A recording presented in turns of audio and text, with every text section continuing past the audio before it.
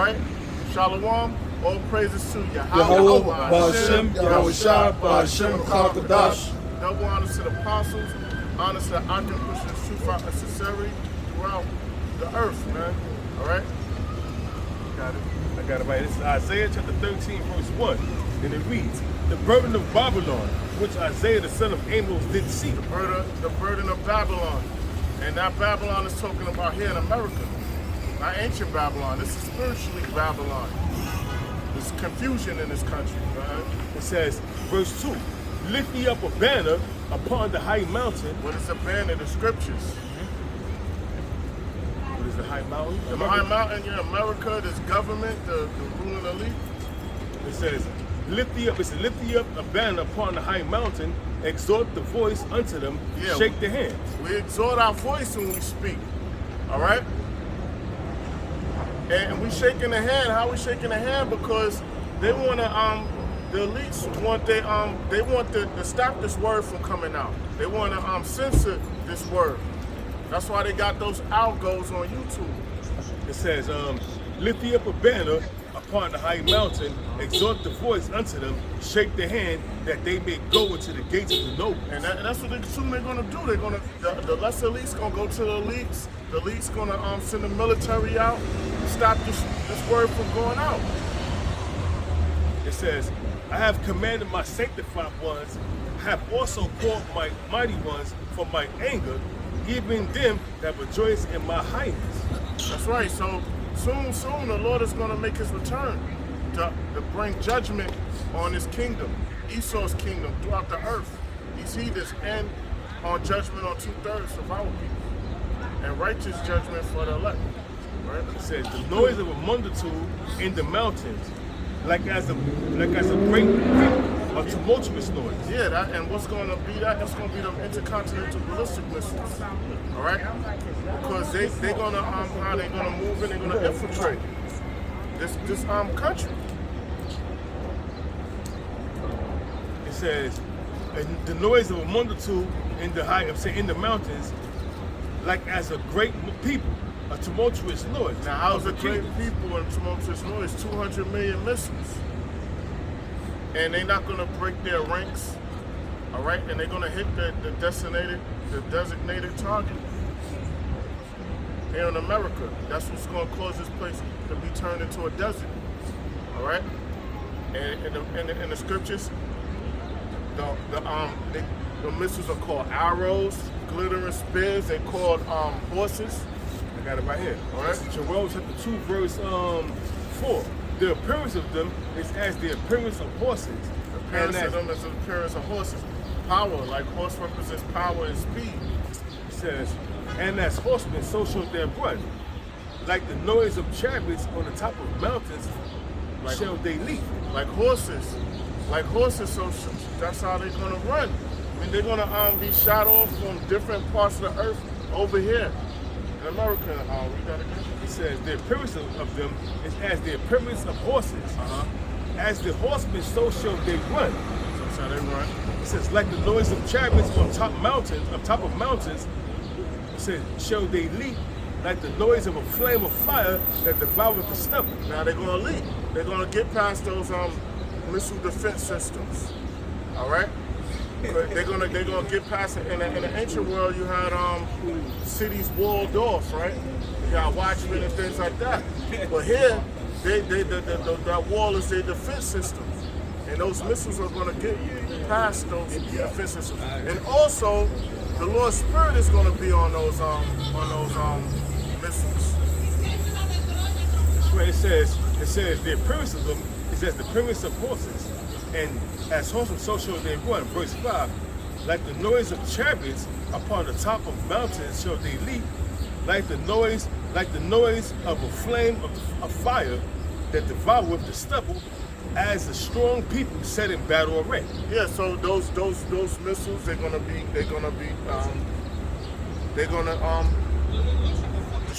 destroy this place, and that nuclear fire is gonna burn this place up, all right? And you know, in battle array, the missiles are covered with the whatever metal or whatever material they have, and that fire is in their tail, is in their head, all right? This is back in Isaiah chapter 3, chapter 13, verse 4. The noise of a multitude in the mountains, like as of a great people, a tumultuous noise of the kingdoms of nations gathered together. Nations, they gathered together. They gathered together to shoot those missiles over here, man. The allies gonna turn against them. NATO, the EU, America has other allies. They all gonna turn on America. I got no All right. So the two main hot zones is America. You know Russia gonna get hit too, but America and Israel, them are the main targets. I got no precept. This is Jeremiah chapter 50, verse 9. For lo, I will rise a cause to come up against Babylon and the assembly of great nations. That's right. So the Lord is gonna cause an assembly of great nations to rise up against Babylon here, right? So these nations are gonna shoot their missiles on Babylon. And the Babylon the Great, this is America. Confusion. The laws are not followed. The laws of the scriptures are not followed. They don't keep the land Sabbath. All right. You have women in power. You got homosexual legislation. That democracy that lets anyone worship whatever they want to do. That freedom that the so-called white man says, that's totally against the scriptures, man. It says, back in Jeremiah chapter 50, verse 9, for lo, I will rise and cause to come up against Babylon and assembly of great nations from the north country. From the north country, and that's Russia. The north country, that's Russia. All right? China. All right, those are superpowers. How are they superpowers? They have nukes, right? They got nuclear weapons. All right? America just can't, And I was going to say, now, guys, you got it. I was going to say, the Chinese government developed a missile defense system to combat hypersonic nuclear missiles, where they could detect them because they was undetected through radar. And that's how the Most High's gonna come like a thief in the night, that the Apostle Tahal and and Apostle Gabar brought out. See, these hypersonic, supersonic missiles, they're undetected by radar because that's how fast they go through the speed of light. And they're able to come over here within 10 minutes. From Russia to the Americans within 10 minutes.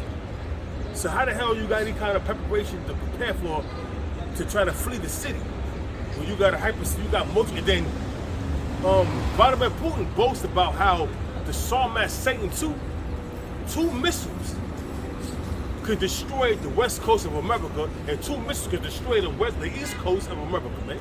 Show you that he was saying that 4 Satan 2 missiles could destroy the whole of America. And they boasted about that. Yeah, it was a spokesman. I forgot. Me and you outside young, we was watching it, and they was basically, you see what you're talking about with the technology with Russia and China. They was like, we have nothing. We have nothing to worry about. We prepared. When they say peace and safety, because that's a lie. They know they're not prepared, man. They're not prepared. America's not prepared for that. But you have the people not panic. You know what I mean? They gotta what's they say, save face or whatever. There's a little more by head.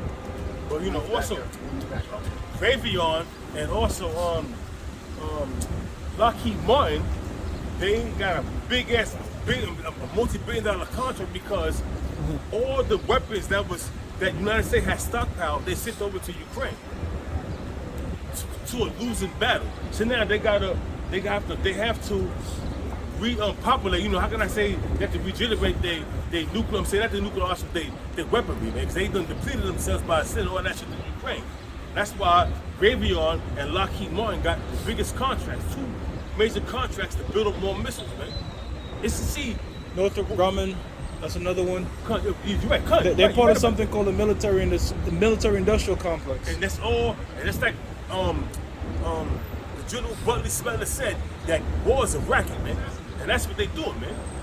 War is a racket. Only the people that invest in Lockheed Martin, what's the other one you said? You have Lockheed Martin, Northrop Grumman, Transdime, Raytheon, Boeing, all yeah. of them. Boeing produce military hardcore weapons, you know what I'm saying? They don't just make planes, they make missiles. They make missiles and they make military war planes with missiles attached to them. You right, brother? Mm-hmm. So hey, man, that's what they doing. See, that's why they got these contracts, and they gave it to these different sectors of the military industrial complex, man, to rebuild their stockpiles. not only America, but Europe too as well. So this is crazy what's going on right now. Real quickly, before you read, you have like these companies that have lobbyists, and what the lobbyists do is when there's a particular bill that has to be passed on foreign affairs concerning war, the lobbyists will then give these politicians money to sway the bill towards going towards war, so they could profit. A lot of times you'll find out that chairmen on these boards of these military-industrial complex, they already did time in some sort of political position, or vice versa, they're going to go into some political position. So they work hand in hand, man. They work in tandem with each other. Yeah, exactly. I'm reading this up and get back to the elder here, and it reads back in Jeremiah chapter 50 verse 9. It says, "For lo, I will rise and cause to come up against Babylon and assembly of great nations from the north country. And they shall set themselves against her. They shall set themselves in array against her. From thence shall she be taken." That's right. So the missiles coming from Russia, China, mainly Russia. It's going to take down America, this harlot. It says, "From thence shall she be taken. Their arrow shall be as a mighty expert man." Their arrow shall be as a mighty expert man. Because in the ancient world, you had them arrows, you had them archers, right? They had them archers that they should help hold back the military from moving in. But this one, these missiles are going to be like from an expert archer. They're coming out of them silos, laser guided, and hitting their target. And spiritually guided. And spiritually guided, yep, correct. So it reads, it says, "Their arrow should be as a mighty expert man, none shall return in vain."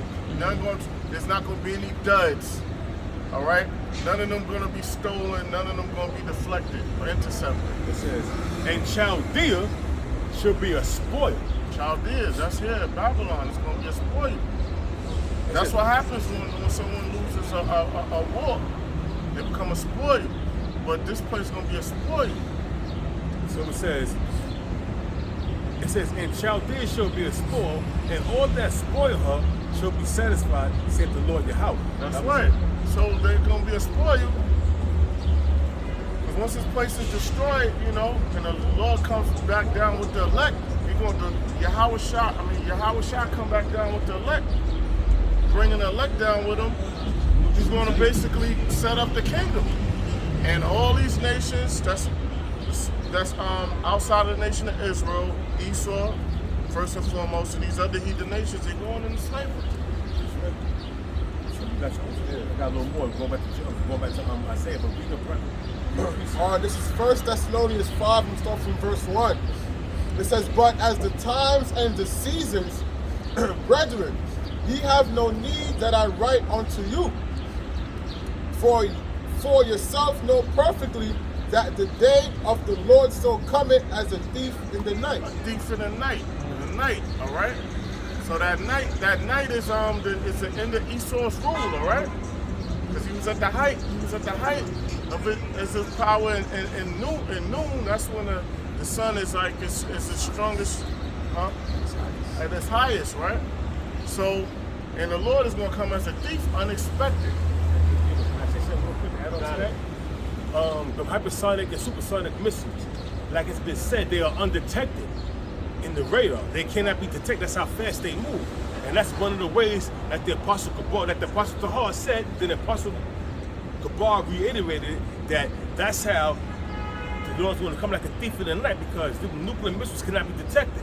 And then when they finally detect it, it's too late. You see them coming down.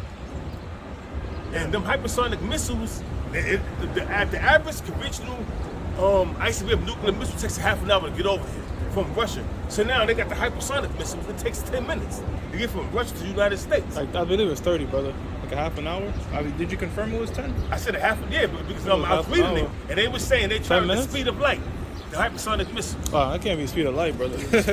Nah. That's what they said. They travel the speed of light. That's what they said. Nah, Not it can't. light, sound. It's like a sound. Speed of light now, brother. They travel the speed of sound, and they're able to get over here within 10 to 15 minutes. But they said 10 minutes, 12 minutes at tops. Yeah. What makes a missile considered hypersonic is anything in the Mach 6 range or above, which is like, I think, 3 times faster than a bullet. Yeah, so the missiles, they have the capability of reaching over here within 12 to 15 minutes. You know, within a range of 10, 12 to 15 minutes. So now, what kind of time do you have to prepare to get the hell out of here? It's impossible. You're gonna be taken. Yeah. Got one more verse. Verse 3. It says, for when they shall say peace and safety. That's what they're saying now. They're saying we're prepared for an attack. That's what they're saying. But when they say peace and safety, the economy, we got the economy stabilized. We prepared for an attack. You know, we're gonna curb the debt, more jobs, this and that, infrastructure we build. It says, then shall sudden destruction come upon them as travail upon a woman with child, and they shall not escape. Real quick, I just wanted to pull out what the brothers is going into. It says, what makes a hypersonic missile so fast? Any missile that travel at a speed greater than Mach 5 or 5 times the speed of sound is called the hypersonic missile. So to correct what the brother was saying, he meant the speed of sound, not the speed of light. Yeah. All right, that was it.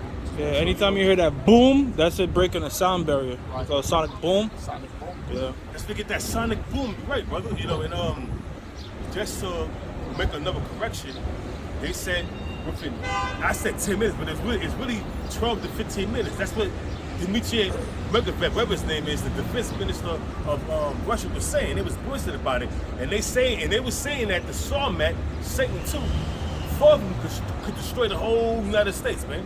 2 on the West Coast, 2 on the East Coast. And whenever you hear them talk about new stuff they had it already. Yeah. All right. Yeah, up until now, the United States claim they don't have hypersonic missiles, and they had it before Russia, but they, because you can't relay to your enemy what you have. Yeah. You know what I'm saying? You're right. The United States is the That's why I deepest mentioned country. that. Yeah. Like them, you got it. I'm finishing planes. Like what's some planes that everybody used to talk about? They F-22 was black. Raptors? They was black. Oh, They look like Stealth. Yeah, whatever. They Yeah, were black. stealth bombers. You remember how they was when they were showing that they been had those. you talking about the B-1 that was in 91? all of that, B-1 bombers, all of that yeah. stuff they Yeah, show yeah. us knew they had it like probably Yeah. 20, 30 years on 20, 10 Yeah. or whatever. They had it already. You know, to keep the people thrown off. You're right. One more point to back up what the brothers is going into. It says, which country has the best hypersonic missiles?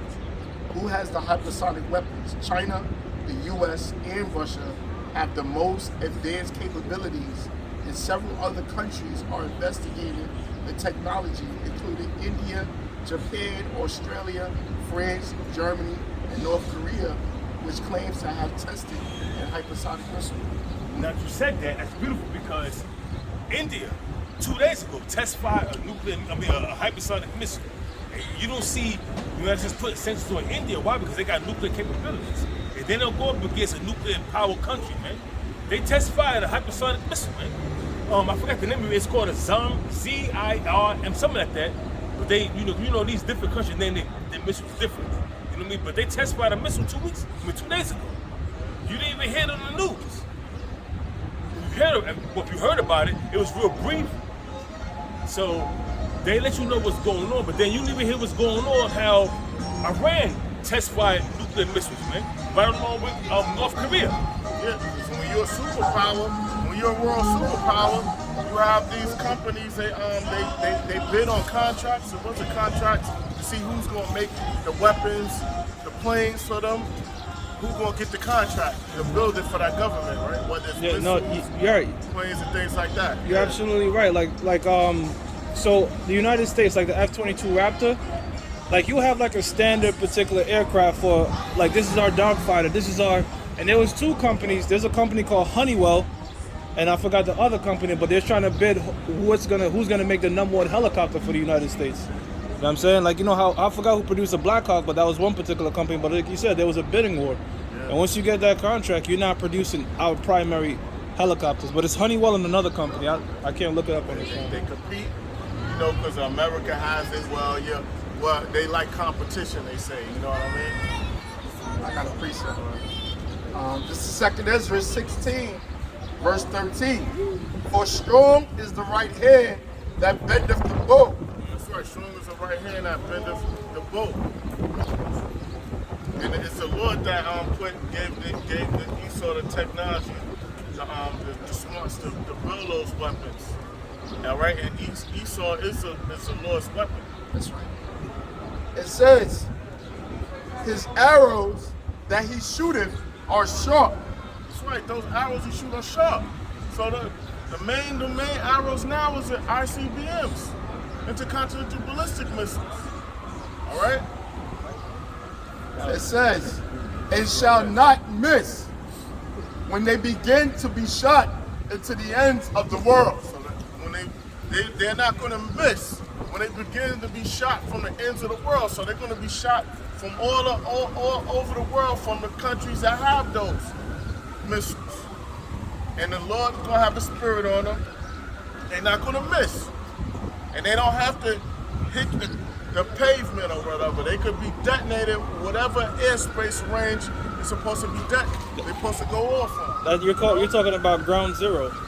Ground zero doesn't mean it hit the ground. Ground zero is a point where the nuclear war has detonated, and that lake of fire is then created over the landmass that's been detonated over. See, because it's in the airspace.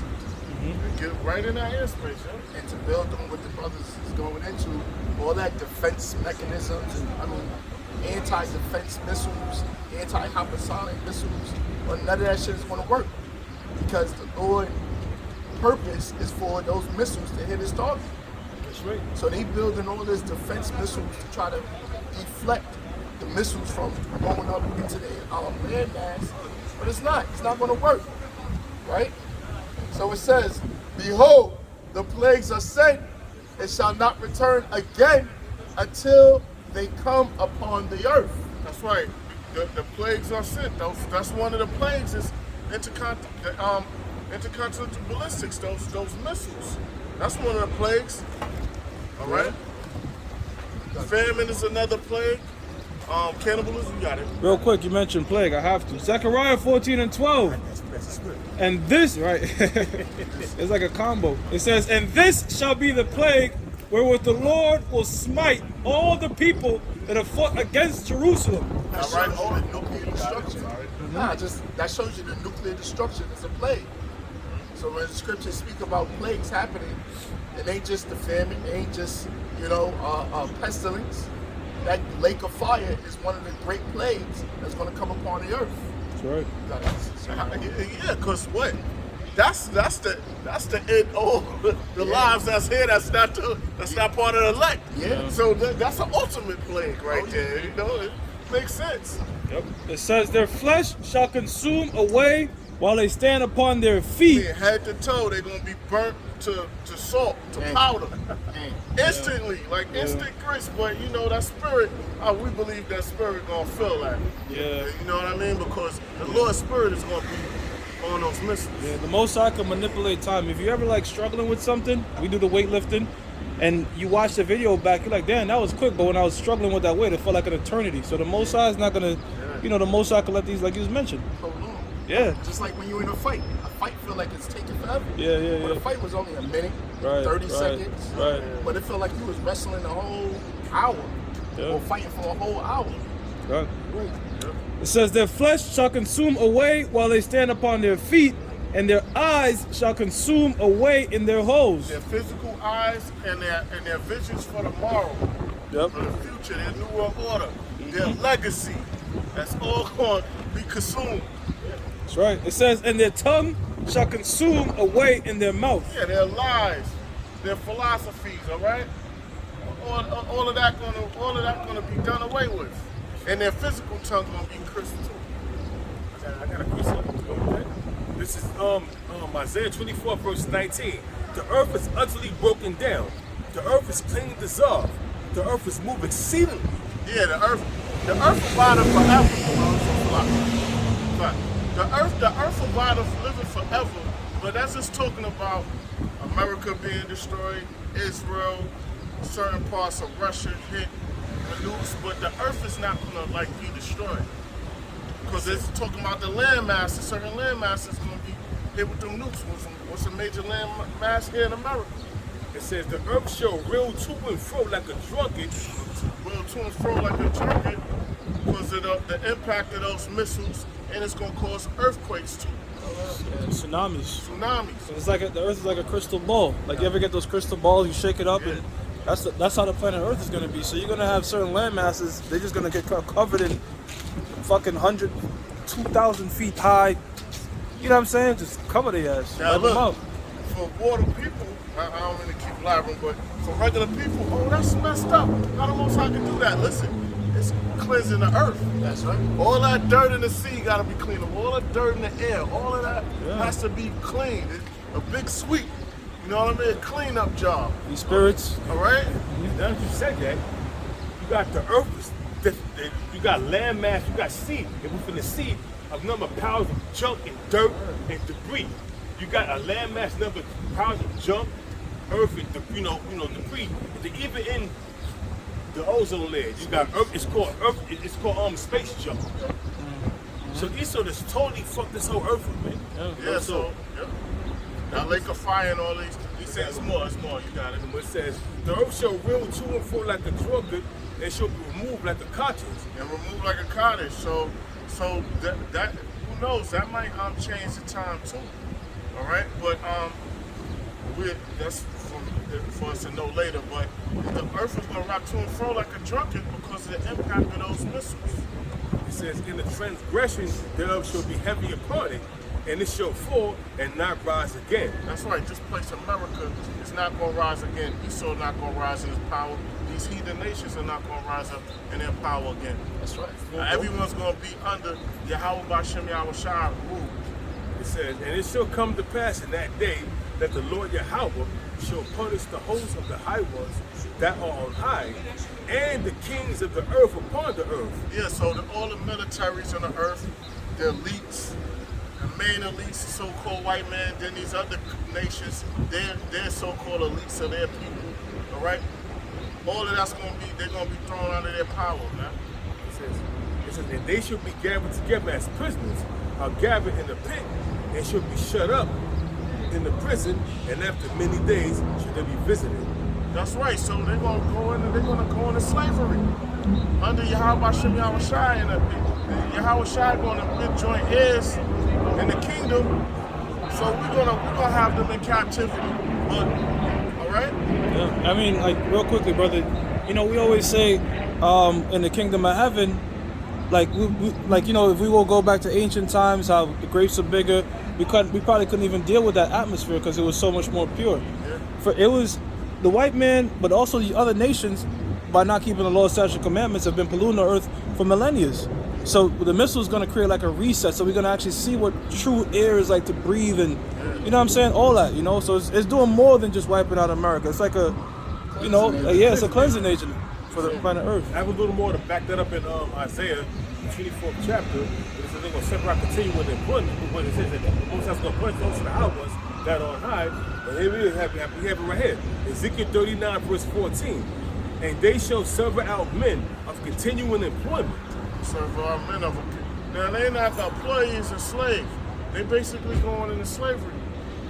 The Lord gonna have us gather them from the four corners of the earth to bring them into captivity.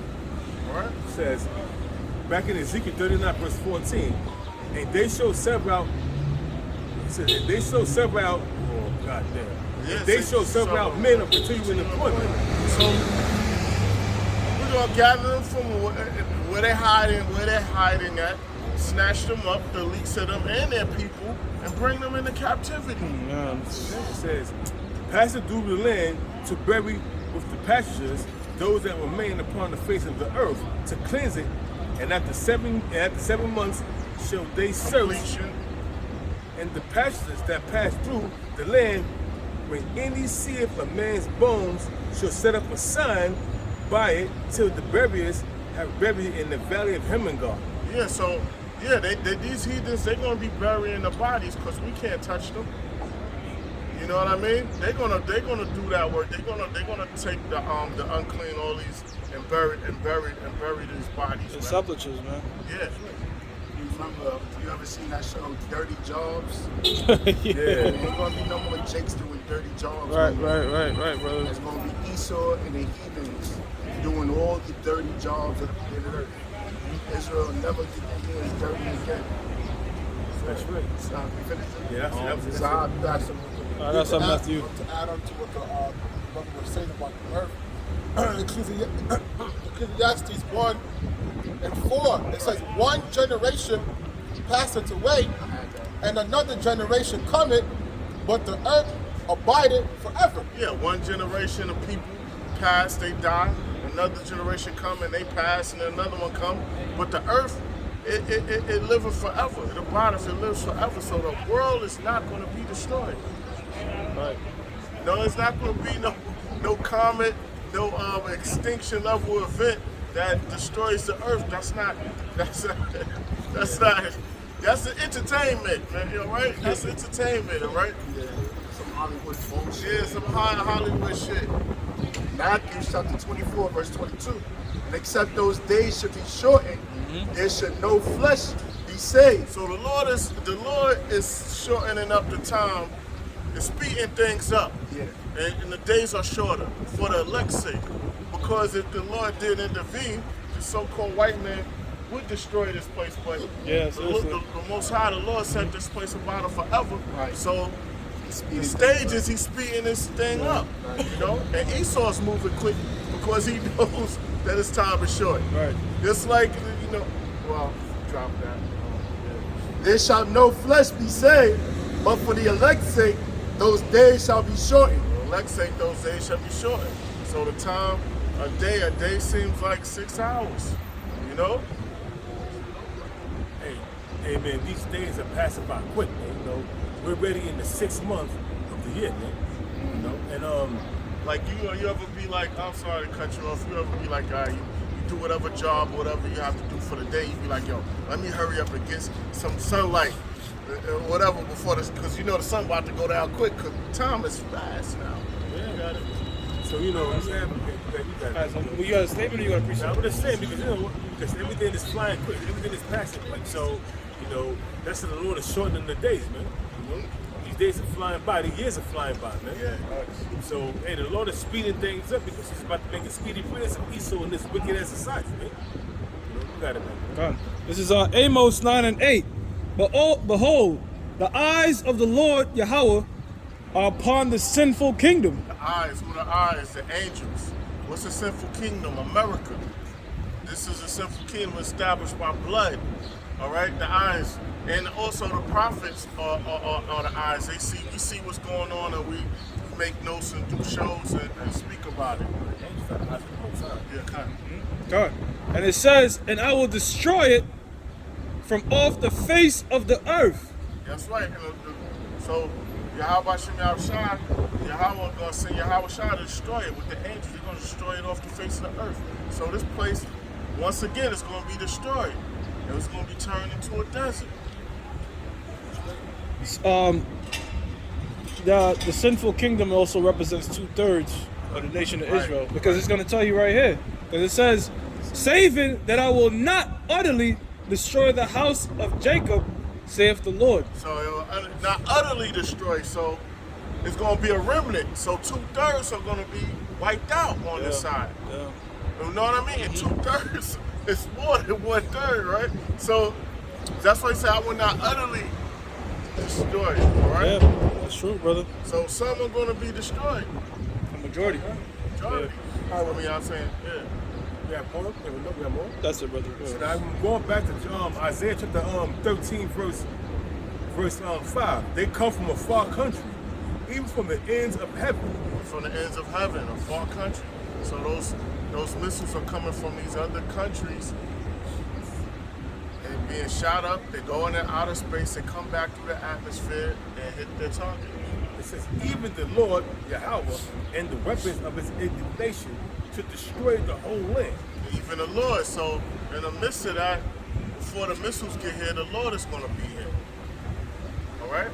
And the Lord is going to come from the east to over here. It says, verse 6, how ye, for the day of the Lord is at hand, it shall come upon it shall come as a destruction upon them. It's like it. How ye, for the day of the Lord is at The day hand. of the Lord is at hand. All right, the MOTB, that's about to be mandatory. It says,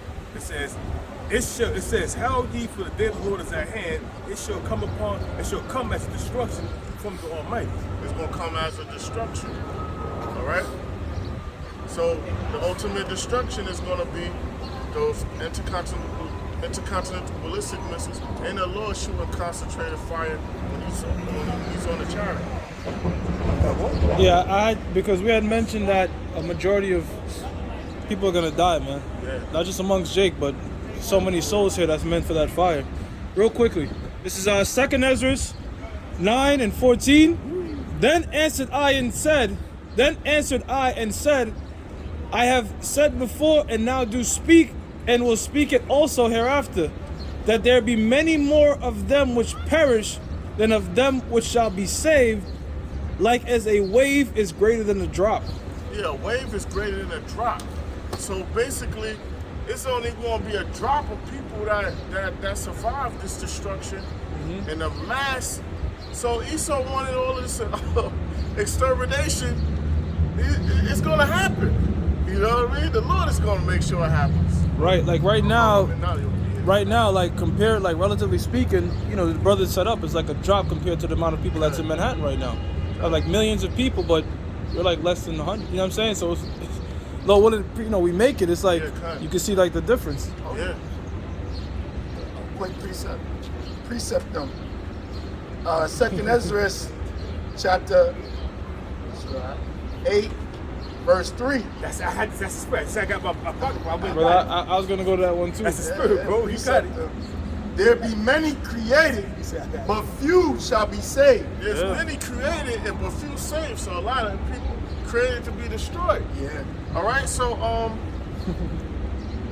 lot of people don't live in Babylon the Great, right? So a lot of people sanctioned to be destroyed. They just coming over here to visit and vacation. Right. That gets trapped over here and die for their judgment.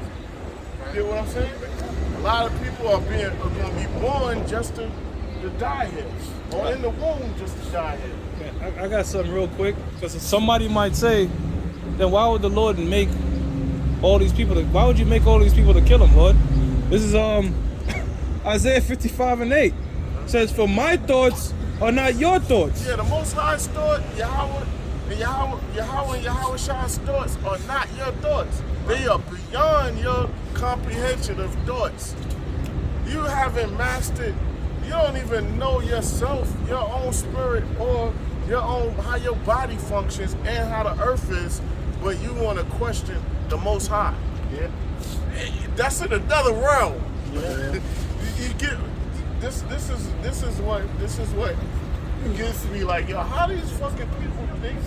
You can't think like the Most High. You're a fucking idiot. It's one of my favorite topics, man, because these peasants, these mortals, right? These fucking mortals think they can understand the way of the heavens, of the unseen world. Like you said, they can't even understand their own body and diet and exercise, but they want to understand the heavens. Sometimes rabbit ass mom. people get dreams. They be like, I don't understand my dream. So how the fuck can you relate to the Most High who forms dreams? It's right up with this right here, what I said. God. I ain't gonna say that. Finish that. Yeah. It says, neither are your ways my ways, saith the Lord. Yeah, damn sure mortal man's ways is not like the Most High's ways or the Lord's ways, all right? Yeah. So, you know what I mean? You can't even remember what you did in your previous lives. You know what I mean? You can't remember what you did in your previous lives, and you want to question the authority. Exactly. You know what I mean? For as the heavens are higher than the earth, so are my ways higher than your ways, and my thoughts than your thoughts. So the heavens are higher than the earth. So in the Most High and the Yahweh Shai is higher than the heavens. Their thoughts are higher than your thoughts. All right. The earth is the Most High's footstool, man. You know what I mean? Esau tried to give you a little visual. You remember that Clash of the Titans? Yeah. The one with Liam, because they had one back in the days. That's why I had a couple. All right, so you see the clouds is under their feet. That was just showing you what the Most High is on. Yeah. But even the kingdom is even greater than that. Yeah, I know. The kingdom, yeah. I mean, I know, but you know. No, I know what you mean. They on Mount Olympus looking down at the mortals like they're ants. But the kingdom of heaven is even greater than that. Yeah. You know? Asgard. The kingdom of heaven is greater than that. Movie try to depict this heavenly place. It's tranquil, it's peaceful, it's life. The kingdom of heaven is even better than that. Because eyes have not seen, ears have not heard. So whatever man can fathom in his mind, the kingdom of heaven is better. These damn mortals. That's all. Just to add on to what y'all have One more point. One more thing. You got it, bro. You got it. Jackie! I ain't say nothing. One more thing. That just shows, when we out here teaching, right, and we out here, feeding the flock, and Jake come up with all these questions, or Jake come up with, just bucking up, and ain't for him. We moving on. We going on to the next sheep. We looking for the sheep that can get it, because that's who the Lord picked. If you sitting there like, but I don't see that, we moving on. It ain't for you. You was created for destruction. The sheep that gets it, that's sticking around, is like, oh, I see that. They inquiring and they humbly, sincerely wanting to know. That's who it's for. Everybody else is meant for death. Yeah. I got it. Yeah, then I hate to say this, you brothers might get frustrated, but I have family members. I say, yo, you got little cousins, you got family, and you talking about nuclear destruction, look, as if I can do something about that shit. like I'm a nigga, I can't do nothing. Y'all wouldn't even think about thinking of shit like that. Like, that's why I started to think, like, motherfucker, I'm not no authority on this shit. Not shit, but you know what I mean? Like, yo, listen, look, man. Yeah, that's like I try to tell them, like, yo, this place gotta go. I ain't even real quickly, brother, but that's like going on to a middleman like you saying it's gonna snow? Better than family. You gonna This out of this fucking control. I'm just a messenger. Yeah, brother. I'm the messenger. I just like to bear bad news. You know what I mean? That's what I like to do. So it's good news to us, though, man. Like, yo. I'm the type of the world, like, yo, we're gonna lose this fucking crib, yo. Yo, shit keep going down, this person gonna die, yo. I mean, that's right. So but basically, Sahab, you got it. Yeah, this is Isaiah 66, verse 16. Oh, it's not at 15, brother. Huh? 15. Nah, 66, verse 16. start at the 15. 15. whirlwind. Yeah, brother. Gotta get a pipe black, brother. Isaiah 66, verse 15. It says, "For behold, the Most High will come with fire, and with his chariots like a whirlwind." That's right. So the Lord's gonna come with fire and his chariots like a whirlwind. Mm-hmm. A whirlwind is destructive. Think of a tornado or a storm. So the Most High, the Lord is coming as a destructive force, but also he's coming to save the elect. But he's coming to like lay down this kingdom, man. Yeah. He coming to lay down the rulership. First, he's taking out their fucking army. He's gonna vaporize them in the air. You know what I mean? And then they systems that got set up out of space, he gonna destroy that and shit on the sea. He's coming to just lay that shit down. All right. Yeah. It says to render his anger with fury and his rebuke with flames of fire. That's his rebuke. That's how the Lord is gonna plead with flesh, with fire. That's how he's gonna rebuke. He's not speaking. He's just coming to destroy and save the elect. That's it. Coming to kick your ass and be safe. Yeah. One more. It says, "For by fire and by his sword will the Most High plead with all flesh." That's how the Lord gonna plead with all flesh, with fire. All right. I got a precept. It says, "And the slaying of the Most High shall be many." It's gonna be many. So you're gonna reduce the numbers of population. Yeah. It's gonna be a whole mass death, man. Yeah. So you ain't got to worry about population control. The Most High is going to do a complete righteous, right, population control with you. Yeah. Don't worry, all you the elites and all you people down with the elites, the Lord got it covered. Population control, it's like the brother had. The Lord got it covered. He's gonna reduce the numbers. He's gonna come to shave numbers, all right? And you're going to survive. You're going to live, right? That's your plan, right? To survive and escape judgment. You're going to survive, and you're going straight into hardcore slavery. That's right. Hardcore bondage, shackles, chains, whips, lynching. Just like you like to take people's things, the Lord gonna take all your wealth, but first He's gonna kill your military, your forces, and then just throw you in chains, man. You mean our wealth? Well, He stole it from us. Yeah, you're right. Damn devil. Yeah. The world belongs to us. Yeah, we so used to being broke. Yeah. You so remember, used to it's shit. not ours. Yeah, you so used to shit. You don't know what nothing else tastes like. Right. Hey, bro, I got a preacher to back him up with Isaiah 66. You got it. This is Jeremiah chapter 25, verse, we're going to start at 31 to 33. And it reads, "A noise shall come even to the ends of the earth, for the Lord have a controversy with the nations. He will plead with all flesh." That word plead means judge. He will judge all flesh. He will give them that are wicked to the sword, saith the Lord Yahweh. Verse 32. "Thus saith the Lord Yahweh, power of hosts, behold, evil shall go forth from nation to nation, and the great whirlwind shall be raised up from the coast of the earth." Here's the point, 33. "And the slaying of the Lord shall be at that day from one end of the earth, even unto the other end of the earth. They should not be lamented, neither gathered, nor buried." See, so it's gonna be mass death going on. The Lord's gonna be shooting concentrated fire. Other places gonna get hit with nukes. There's gonna be tsunamis and earthquakes because the earth rocking to and fro.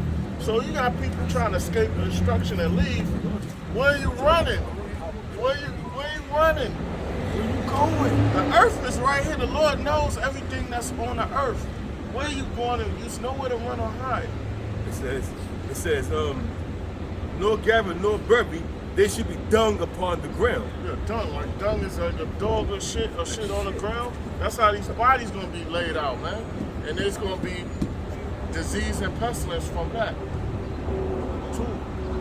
You know, that's like I don't know, you brothers ever saw Stephen King The Stand when that plague happened. Yeah, they had groups of people, the survivors, going out burning and burying the bodies, mainly burying them, and they had the hazmat stuff on, the mask, you know, because they know that represents more plagues. That's a representation of Esau burying the dead, because they're gonna be the first task of the first fruits of slaves. You got the first fruits of the men of Israel that's gonna be joint heirs with Yahweh Shah, starting with the 144,000 and the 1/3. Then you got the first fruits of the slaves, of the elites of Esau. You got two elites: the elites of slavery and the elites that's gonna be the new governors of the earth, which is, when you go back to Esau is the end of the world, and Jacob, that was followed, which what's that, 2nd Ezra 7?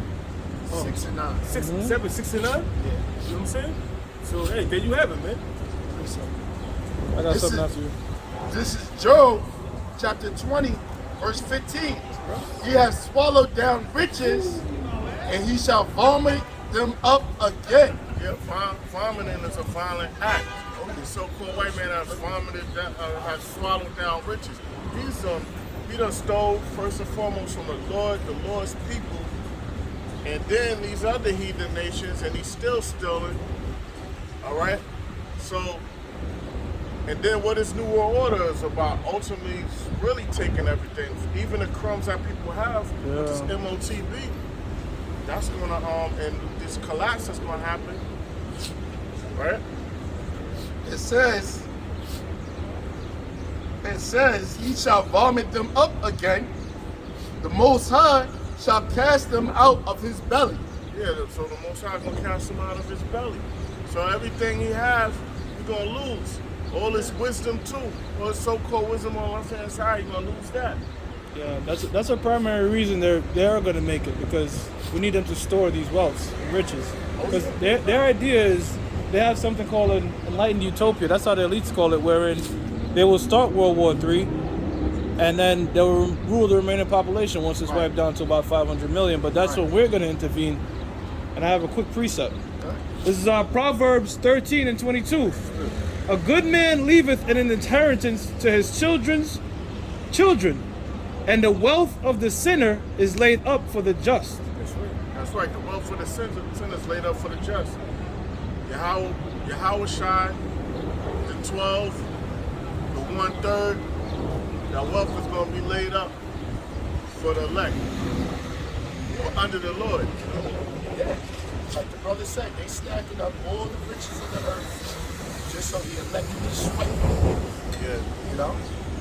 That's simple, man.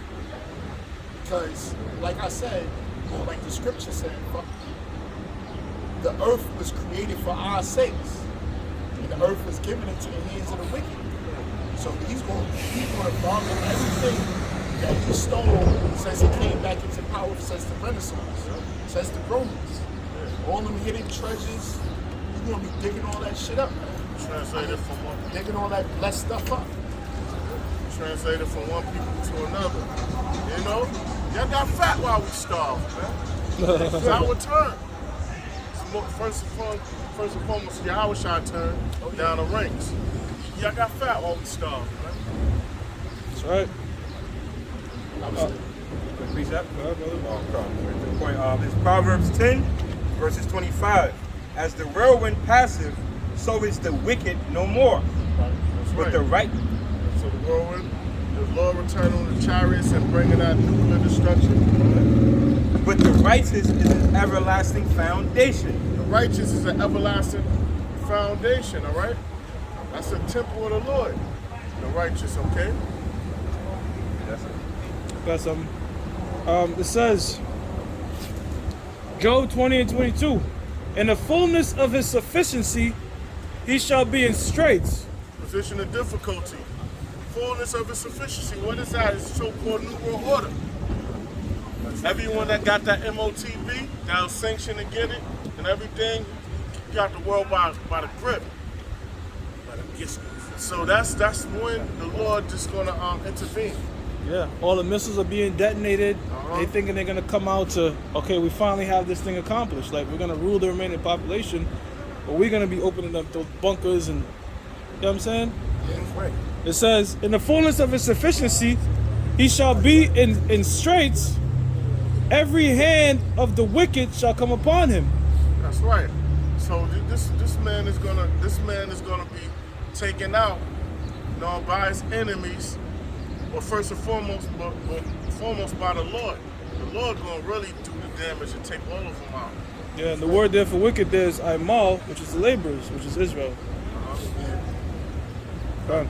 Every hand should be a part of this. That's the labor, you're right. That's the Yeah, labor. yeah. We've been laboring and toiling for this devil. They don't make no account for our Census labor. Slater, the whole That's true. themselves not guilty. Well, I said Amos, the treader of grapes. We're like treading the grapes, but we don't reap the benefits. Yeah. We ain't drinking the wine. We treading the grapes, but we ain't drinking the Yeah. wine. Mm-hmm. I'm saying we building houses, but we not sleeping in them. Yeah, the now plowman shall overtake the reaper. And they all of a sudden they spreaded a new wine. They spreaded a new wine all of a sudden.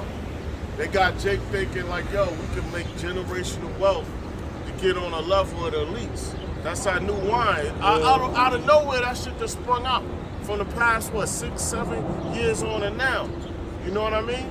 It just starts springing up. Like, whenever they just starting to dump so-called information on Jake and have them, like, yo, that's a smoke screen. I think it's to keep Jake distracted. That's what I believe. But naturally, you know, a man is gonna try to leave an inheritance. You just have certain Jakes that are well off that was able to leave a bit more than other Jakes. That's just real quick. The brother from South Carolina, narrator South Carolina, he was bringing out the top 10 billionaire Jakes. And he brought out that it was Kanye West, Jay-Z, some other Jakes that I don't know Jordan, about, Michael Jordan, LeBron, LeBron. LeBron, Yeah. all these dudes that's billionaires, but they, guess what? They have, what makes you a billionaire? If you got 1 billion, that makes you a billionaire. But these at least got trillions, man. Yeah. So you ain't nothing on you never on their level, man. You a fucking welfare case in these people. Even though you got billions, she have $6.8 billion. She's still a welfare case to these people that got trillions, man. And they could just take that money from her at any given time, but she's playing ball. So that's why she's up on top like that, where she's living. So are the LeBron James, the Sean Carters. Jay-Z sold out, man. You ain't making no rap. You a rapper, you make billions of dollars making rap songs? Nah, you've been bowing out to them different idols, man. You've been selling, you sold your soul, man. There's videos of this dude with Marina Brockovich, whatever her name is. Marina Brockovich, you know what I'm saying? That high level chick, that high level bitch, you know what I'm saying? Which you got your head to her head, you know what I mean? Come on, man. We know you sold out, man. Once I saw that picture, it's over, man. He's done. You know? Spirit cooker. You be spirit cooking, huh, nigga? Huh? Anyways, that's besides the point. You're gonna be destroyed right along with the wicked. You're gonna die the death of the wicked. All you nigga billionaires, man. All you nigga millionaires. This is James chapter 5, verse 1. Go to now, ye rich men, weep and howl for your miseries that shall come upon you. Go to now. Okay. All you rich people, you're gonna lose your riches, man. That ain't gonna be able to save you. All right, y'all been all these people that've been comfortable, Jakes or whatever. There's another dude that they didn't mention. You gotta go to Melody King page. There's a Jake that lived in Lower Manhattan. He close to a billion, or if not a billionaire already, but he's not a celebrity. But he's low key, and that dude is he got white. His wife is white. I think I seen him. I think brother shared him. He did a Vice thing on him. All right. He had that older white woman that was talking about like how you have to be like a complete housewife and all type of shit. Yeah, because he was like, he wasn't with that real flash. Yeah, I know he's they talking wouldn't about. take him serious. Right? The dude from the Rolls Royce company met at a dinner. Yeah, whatever. yeah. He got an older Edomite woman, right? He's Yeah, different, right? Yeah, so all these people that's rich and comfortable, man, they're gonna lose their riches, all right? It says, go now, ye rich men, weep and howl for your miseries that shall come upon you. Your riches are corrupt, and your garments are moth-eaten. Yeah, your riches are corrupt, man. You got your riches are corrupt. They're worthless. Yeah. They worthless, and also they're ill-gotten. You did strange things to get that money. Yeah. You know? That's right. It says, the riches are corrupt. You said something about, you read again about the It says, your riches are corrupt, your garments are moth-eaten. It says, go to now, you rich men, weep and howl. How they gonna weep and howl, man? For the missions that come upon you, you're gonna be a perpetual slave, man. Pursuant to Ezekiel 39 and 14. But the Lord was on several continuing employment, and that word employment means slavery. Continuing enslavement, they're gonna bring in the forces of the Gentiles. So all the riches of all these different nations, they're gonna bring it to the Israelites. Starting with Yahweh Shah, the top Israelite, man. That's right. So you got more? Let me There get should be a little bit more about the canker. It goes here. Yeah. It says, your gold and your silver is cankered, and the rust of them shall be witness against you. Now, can I say something real quick on that? Gold and silver don't oxidize. Yeah, they don't. Like it's not like iron. So what's that going into? Their money system. Yeah. All right, because gold doesn't fade in value, it doesn't oxidize, but the FRN, which is backed by nothing but belief, the only reason you don't throw a $100 bill out the window is because it's tied to labor. You have to work for it.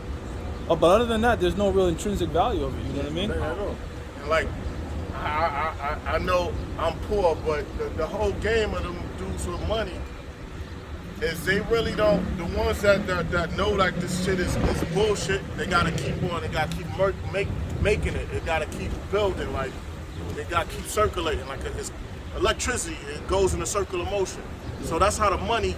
They gotta keep flipping. They gotta keep flipping. Like you'll hear Robert Kiyosaki and be like, "Yo, savings is bullshit." Right. You know what I mean? You'll hear Dame Dash. I know y'all want him, but he'll say, "Yo, you gotta keep flipping," because they know that you just can't sit with that shit because it's inflated. It's the value. So they gotta constantly keep doing this, and get this property or that or whatever assets. Exactly. Yeah, because they know the game. You're right, brother. For example, if we were in 1970s, you had $50,000 cash. Yeah.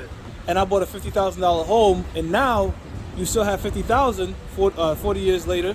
All right, but now I would have a house which I could sell because the house kept up with inflation. I could sell it for what it, you know what I mean? Yeah. Even though I paid $50,000 for it, so that's technically a house isn't an asset unless you rent it out. But the point is, you having something that's storing the value that's keep with inflation. That's why they might. Passive income, like with units and shit, renting. Yeah. Or, you know, again, so, you know, if you put it in gold or something like that, something that will appreciate with the inflation, all right? But like you said, asset, owning a business, you know? An asset is something that brings income in. Liability is something that takes money out. right. You know what I'm saying? So that's why they try to buy up everything as soon as they get the money and invest the shit. In order for you to understand this whole system dealing with the economy and the financial system, we have to go back to the ancient Babylonian money magic system. It's because they got this whole concept of creating money out of thin air, the Federal Reserve, from the ancient Babylonians. It's called the ancient Babylonian money magic system, where the ancient Babylonians created money out of thin air. You know how they do that, brother?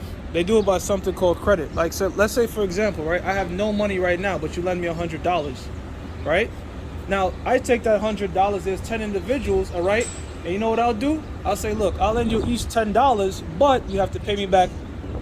Exactly. So that's the whole game of it. The whole game of creating money out of thin air is borrowing money at a low interest and then selling that money out to somebody else at a higher interest. Yeah. And this is just a cycle of things. It's called a debt cycle. And that's how they got. I hate that. I'm gonna wrap it up, but that's how they got them oil barons or whatever you want to call them, because they didn't know monetary and banking systems when they got in bed with them in the 70s. Mm-hmm. So here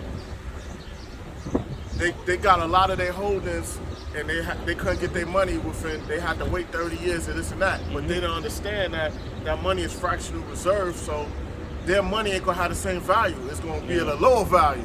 They didn't get it till it's too late. You see, when you run a society with no usury and just straight production, the line is like this, brothers. Like a straight up, like kind of like, it will be a line like this, because income is tied directly to labor, right? There's no borrowing, right? But when you have a system with a debt cycle like America, it will go up like this. That's how come you have periods when it's high and you have periods when it's crashed. Like if you have housing bubble crash, a stock market bubble crash, that's when, you know what I'm saying, it starts to go down, because that's when all that money that you've borrowed, now you have to pay, you can't pay it, and you have crashes. That's what, you got it. It says your gold and your silver is caking, and the rust of them shall be witness against you, and shall eat your flesh as it were fire. That's right. So your monetary system is that shit gonna be depleted. So you're gonna have these so-called people that think they got money, and they're gonna be able to say they're gonna be on the same level as everyone else, man. Because they not liquid. Got it. It says, ye have heaped treasures together for the last days. That's right. So the so-called white man. All right, starting with him and his minions, but the mainly so-called white man, he's taking the world's wealth. Man, he did that. All right, and his whole thing was to maintain that position. They had that meeting in 1954 to build the birds. Well, yeah, they like, yo, they like, yo, the regular people could amass fortune or could become something. So we gotta disrupt all of that right now. That's why they made operations research, silent weapons for quiet wars, so it could be like this, because they know regular people, work hard people, or inventive people, especially Jake, could offset the balance of power. But that's the curses we under anyway. It says, behold, the hire of the laborers who have reaped down your fields, which is Jake, which is of you kept back by fraud, crieth, and the cries of them which have reaped are entered into the ears of the Lord of Sabaoth. So the Lord hears us. The Lord hears our prayers. All right. So the Lord hears our cries, and when we pray and when we complain to Him. All right. Because y'all been, these nations, the so-called white men, have been parasiting off of us for a long time now. Yeah, that fraud could be in the form of increasing taxes. Like the more you make, the more they take. That fraud could be something called a ceiling, where look, we're not gonna let this nigga get to this position no matter how hard he works or tries. Right. There's different sort of avenues. There's different sort of ways that the so-called white man will keep an Israelite down from getting to his level or even close to it. Jobs too. Scarcity of jobs. Right? We ain't gonna let these people get this position, Yeah, right? yeah, yeah. Because Jake could take a consistent job, consistent pay, and make something of it legally. So that too. It says, ye have lived in pleasure on the earth and been wanting. Ye have nourished your hearts as in a day of slaughter. That's right. So the so-called white man, he's got the fatness of the earth. Look over there. Look over there. 57th Street and what is it? Park Ave, Billionaires Row. Yes. You see that big cube building, that white one? Bro, they got 36-room apartments. Remember that? There's that's where the Cokes used to be at. The Cokes, the Koch brothers, they used to be on Fifth Avenue. Yeah, them motherfuckers. Alright, they the guys. Them dudes did a lot of shit to Jake. You ever watching or the trailer to a documentary, Company Town? See how a lot of Jakes die from their factories and shit. Yeah. All right. Yeah, them dudes, the Koch brothers. But yeah, they used to live in that over there too, right? Yeah, Fifth Avenue, there's a building on Fifth Avenue. You just mentioned, I forgot what it's called, but there's actually a documentary on it. And pretty much the higher up you go, the more expensive the apartment. And you have apartments up there. I'm talking about apartments with 36 rooms. Yeah. You know what I'm saying? Multiple libraries. You might think like, what the fuck? I thought it was something with 59th Street where they had the $30 million apartments, but then Billionaires Row went higher than them, and they got one apartment, a penthouse, 180 million. Yeah. It could see every part of the city. Yeah, $330 million apartments. Yeah, you could look at this part. Yeah, That's all crazy. mimicking the attributes of the eagle, which the eagle is a bird that flies above every other bird, and everything below it's prey. So that's Esau. What scriptures tell you, clefts of the rocks. Yeah. Just like how the eagle will lie in the cleft of the rocks, the so-called white man is all in these penthouse buildings, looking down upon the peons. See? Yeah. You got a quick reset, brother? Yeah, the quick one. It is Proverbs 11, verse 18. The wicked worketh a deceitful work, but to him that soweth righteousness shall be a sure reward. Yeah, it's a reward for Lord willing, we the luckiest of the reward for us for doing this work. Far greater than the wealth that's in this present lifetime. Okay? But the wicked, all the things they do, man, and listen, it don't have to be a scarcity of jobs or none of that. And it could be where people make a decent wage and do that, but they don't want it that way. It can be that way, but they don't want it like that, all right? Because they don't want the inferior class to move at a certain height. They want people scrambling, especially Jake. Come on. This is Ecclesiasticus 10 and 18. It says, because of unrighteous dealings, injuries, and riches got by deceit. That's right. The so-called white man has unrighteous dealings, riches got by deceit. Look what he did to the nation of Israel. Yeah. Forget the other heathens. Forget the heathen nations. Look what they did to the nation of Israel. All right. All that matters. All right. Right. It says, because of unrighteous dealings, injuries, and riches got by deceit, the kingdom is translated from one people to another. Transfer. Translated meaning transfer. So the people. So it's going to go to the nation of Israel. And we're going to be joint heirs with Yahweh Shai. Okay? The kingdom going to be translated. Yeah. Transferred. Because when the righteous are in authority, the people rejoice. But when the wicked bear rule, the people are mourning. People are mourning. All this is really being done by prophecy. Isaiah 55 and 11. One thing that was prophesied was that Esau shall have the fatness of this earth. Yeah. So there's times, man, I'm doing Lyft and I'm going to places where I'm seeing mansions and shit, you know, in the different parts of New York, you know what I'm saying? And then places like, I'm like, damn, Lord, they get to live like this while we get to, then I quickly get a grasp of my emotions and say, you know what, this is just all prophecy, man. It has to go this way, bro. All must be fulfilled. Right. It all gotta be, that's what Ezra felt he was saying. Like, if everything was created for us, why the thing that's less than nothing above us? Right. And then the Lord went into it, It's it's a narrow road, and fire's on the left and water's on the right, and you know the people chose the broad instead of going through the straight to get to the wide. He was going on into it. But you know, it's the Most High story. Right. You know, it's this epic movie. You know, the good guy got to fall, and then at the climax of the movie, he's going to rise up, which is Yahweh Shah return.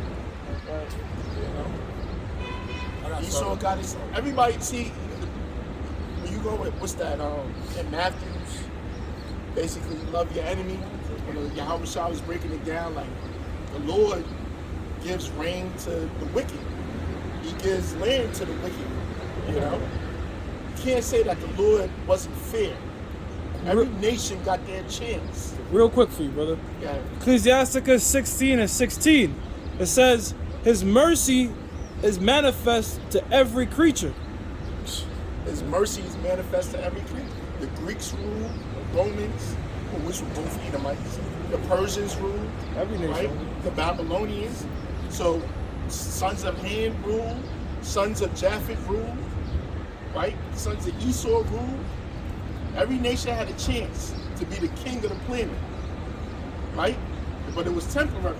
And they can't say that the Most High didn't give them a chance to rule. Right. What does the scripture say? Let favor be shown unto the wicked, yet would they not learn righteousness. In the land of rightness, something. They would not.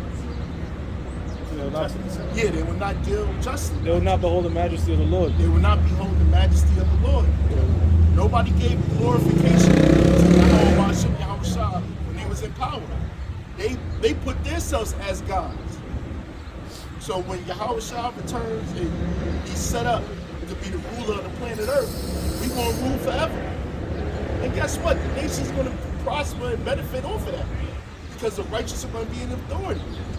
The world is going to be governed under the law, statutes, commandments of Yahweh Shah. So guess what? The whole world benefits off of that. Whether they get put to death or not, whether they get put into slavery, they still going to benefit because the righteous are in authority. Right. Got what you was quoting. Yeah, Con, this is Proverbs 11, verse 10. When it goeth well with the righteous, the city rejoiceth. And when the wicked perish, there is a shouting. yeah. When it goes well with the righteous, the city rejoicing. The whole world is going to glorify Yahweh Shah. The whole world is going to bow down before Yahweh Shah. And whoever doesn't bow down to Yahweh Shah, bring them hither and slay them before me. Niggas going to be getting their heads chopped off in front of Yahweh Shah. That's right. Niggas going to be getting, and when I mean niggas, I'm talking about you Caucasian people, right? You heathen nations. And 2/3, like the brother said. You're going to be getting hung off of trees and then cut down before the night falls because that's the law, right? But guess what? The world still is going to be prosperous because Yahweh Shah and his elect is ruling it. This is Obadiah 1, verse 10. Okay.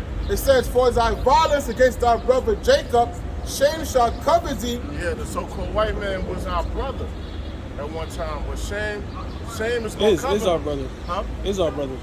Oh yeah, he broke the covenant. Yeah, you still our brother. But all right, you got it. Yep, that's right.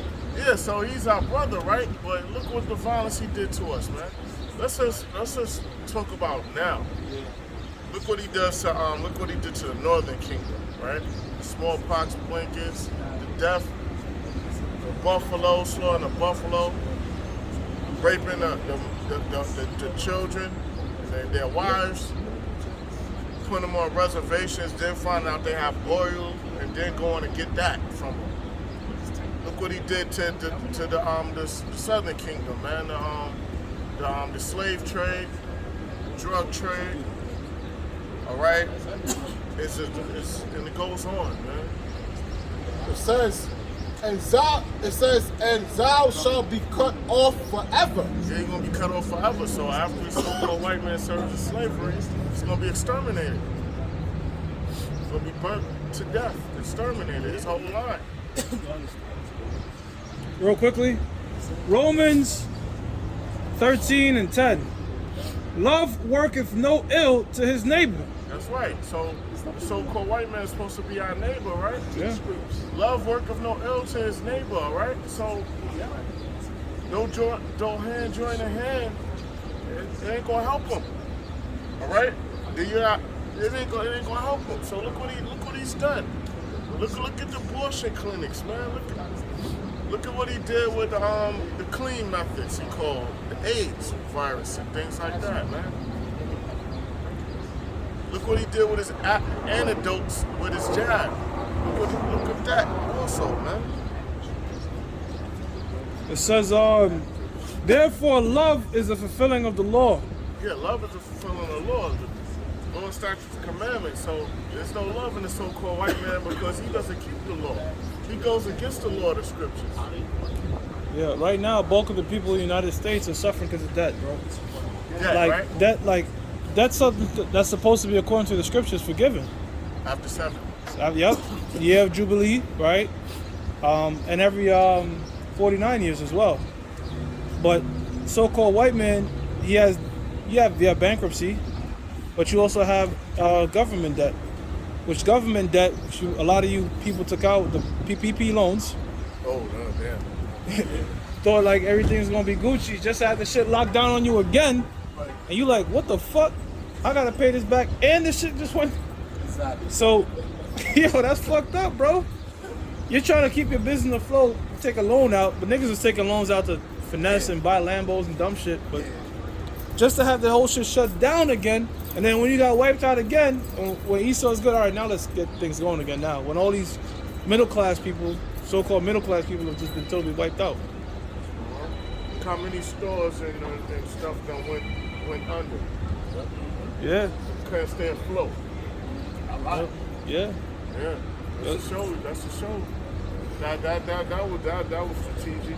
Models went out. Whoever was in following rules, they got fined, right? Yeah. Heavy. Yeah. We had models. Models got wiped out. And it shows you that it was all strategic because Esau had a term called essential. You and I sell the same shit. We both sell Lysol, but you're BJ's a large corporation. I'm a small guy.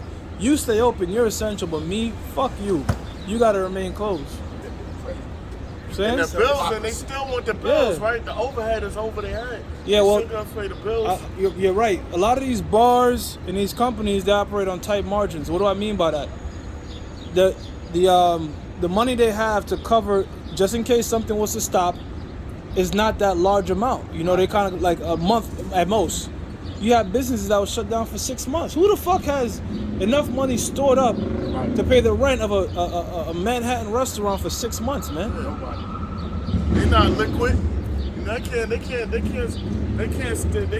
weather that storm out. Yeah, but here's the shit though. McDonald's, which is serving you poison, is essential, but a place that actually cook their food and shit, they not. So man, that's why the scriptures tell you. You know what I'm saying? The scriptures. I'm reading it again. Love worketh no ill to his neighbor.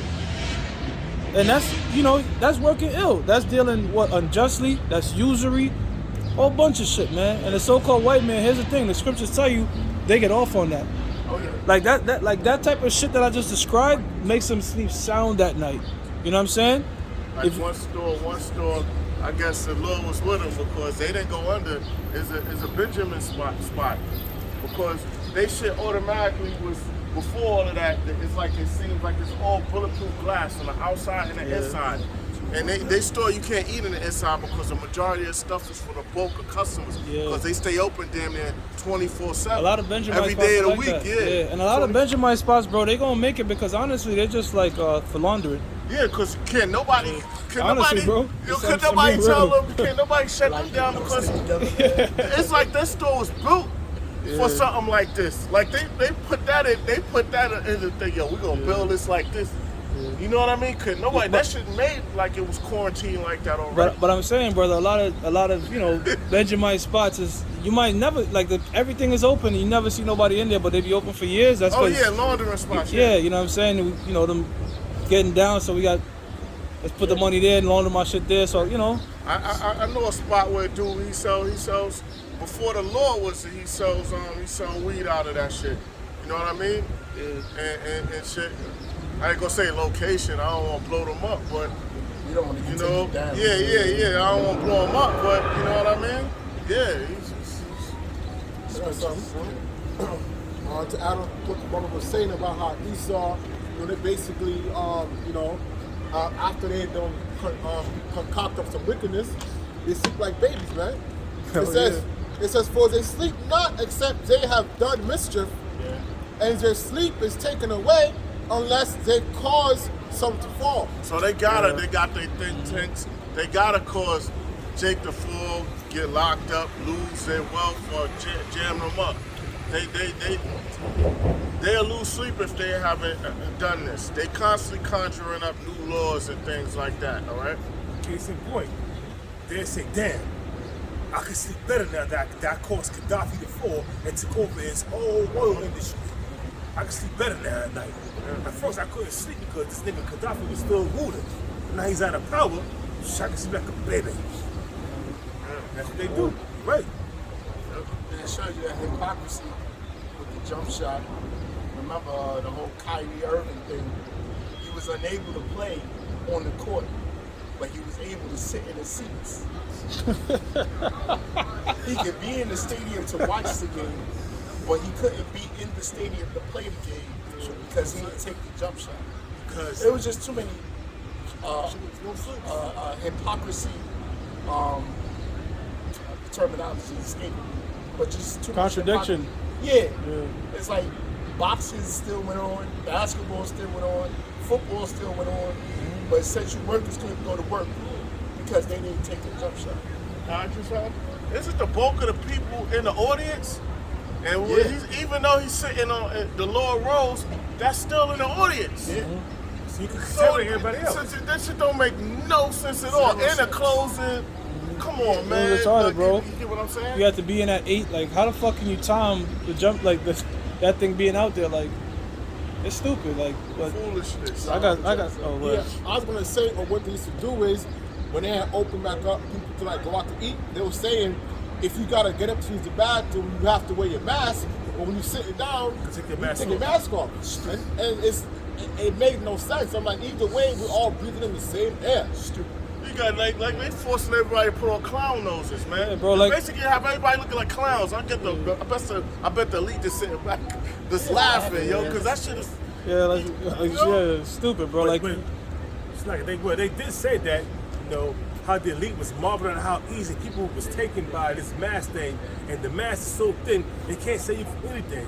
And it shows you back in 1913. Back in 1912, when the Spanish flu epidemic came out, everybody was masked up the same way. But they show you the mask of the public and the mask of the people that was actually really truly masked up, and they had the mask with the biohazard suit with the little thing, the little thing to go around with the little tube and the air coming in when you can't breathe the air public. So they're like, oh, this can't save you. So I'm like, okay. So I see this dude on my job all the time, and I'm like, yo, bro, you told me you got vaccinated, you take with a mask, so why? Because you're not vaccinated. Yeah, so I'm the V word, bro. Slack it. All right. Parabolic talk. All right, so you ain't being giving that's that it. the juice. So why is it you got that mask on, bro? So, you know, I mean, we can't really talk, so I'm just gonna let that go, man. You get the gist of what we saying, man. Yeah, I went to go get a new social security card, and nobody said nothing, but I'm like, yo, I got a new mask in my pocket because I know they gonna pull some dumb shit. When I went in there, they like, yo, you gotta have a mask, but don't have no mask to the people.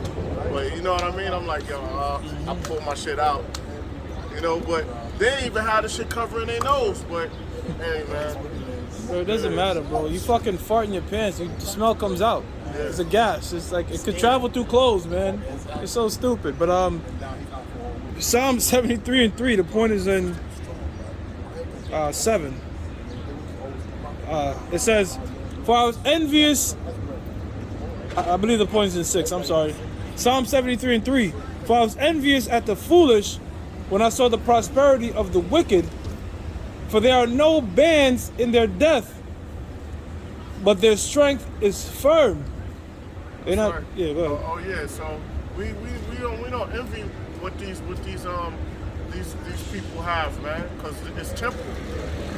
Their wealth is temporal, man. Okay?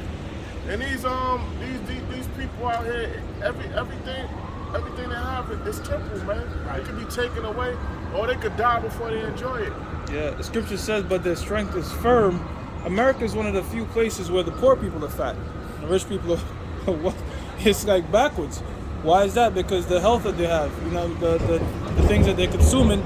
Now, we understand that all this food, no matter what you eat, is all bullshit. Ezekiel 9:4, but they eating less of the bullshit, if you will. You know what I'm saying? So their strength is firm. They're like the Rockefellers, they be going in their 90s and shit. You know what I'm saying? Why? Because they eating shit that we're not eating, exercising and all that. You know? Any other country, bro, when you're poor, you're supposed to be slim. You know what I'm saying? But only in America, you see people leave their country, come here, and all of a sudden, brother, because a lot of the food that we eat, we're not even digesting it. It's just like garbage. It's Then like, boy, you depressed, you need to drink or eat. right. It says, verse 5, they're not troubled as other men, neither are they plagued like other men. Yeah, they're not in trouble like other men. They don't have diabetes, chronic ailments. They don't have a target on them like that.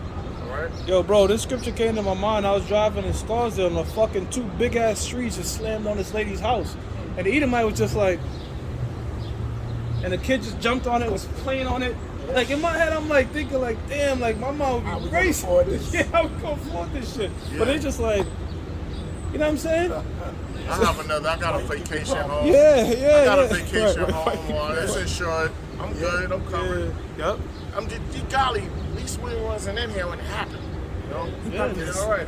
She probably was just thinking like, damn, I wonder how long it's going to take me to get back into this house, man, after they rebuilt it. Yeah. You know? It ain't going to cost me nothing, you know? I don't like this. I looked up something. You remember years ago, Breezy Point, they had that storm and a lot of their houses burned down. That's a racist part of Rockaway, a gated community. But they don't like Jake in there like that. Only a few if they work there, but they got to be out of a certain area. You had these 2 Jakes, I guess they went to do volunteer work to help them out. And I'm looking like, any normal time, they won't want your ass up in there. You know what I'm saying? Bro, there's a video, a clip of this quote unquote white separatists, which those Edomites are in their right mind, bro. They in their right spirit. Like they talk, you like shit. They in tune with the scriptures, like to separate from these niggas. But the old Edomite, he was saying, remember I shared this clip in the chat, brother. The old Edomite, he was like, look, when white people move, it's not to diversify, it's to get away from. You know what I'm saying? Segregate. It's to segregate. But what they'll do is, they don't want to say that. Yeah. But their actions is showing you that they're gating up the communities, they're inflating the price of where they live to keep you niggas out. It says, therefore, pride compasseth them about as a chain, violence covereth them as a garment. Read that again. It says, therefore, pride compasseth them about as a chain. That's right, like a chain. Pride to compass them about. They real proud, these Edomites, man. They'll look at you, you know what I mean? Like me, I look them in their eyes, man. I don't care how much they have, whatever neighborhood they at. I look at them like, yo, like, you do nothing, and it fucks with some of them. Some of them will smile, give a fake smile, but it mess with them, you know what I mean? Like, I'm letting them know, like, I know who you are, you know? But they don't like that shit. That's a manly trait and a sign of respect anyway. You're supposed to look people when they are and talk to them. You're not inferior to these fucking lesser beings, these damn peasants. These words, you call them leprous dogs. Yeah, yo, you stop it. Nah, I'm just saying, you look a man in his eyes. Yeah, right. You know? Yeah, you have a chain, you glory in your chain. Yeah. They glory in their pride, brother. Yeah. Oh yeah. You know, man, look at my fresh bling and shit, brother. What you got a Cuban, you got this kind of, you know, they glorified in their pride, brother. Back to it real quick. Look at the man in his eye, going back to slavery in the 1800s, 1700s. You eyeballing me, boy? Yeah. They gotta put their head Right. down. They can't look at you. You look in my eye, boy. You eyeballing me? You balling over to me, boy? They say that. That's a slave mentality. Yeah. Right. It says, and violence covereth them as a garment. That's right. The violence covered them like a garment. We got garments on. The violence, all right, covers them, man. You know, how many Jakes have been put to death for them lying? I mean, how their actions, man. Look at this prison system they got, yo. That's how I was talking. We was talking after we did the show Friday.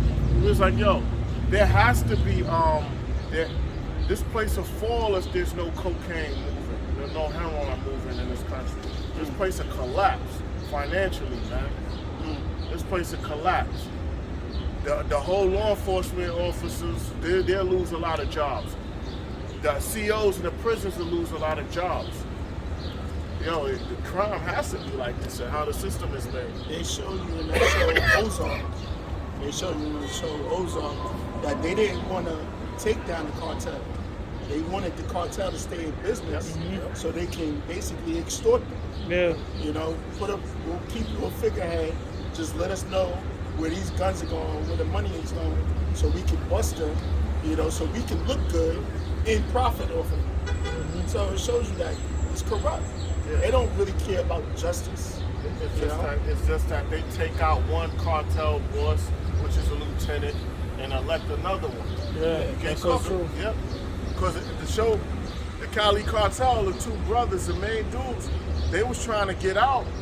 And it was like, yo, we'll do a couple of times, but we leave because they was less violent.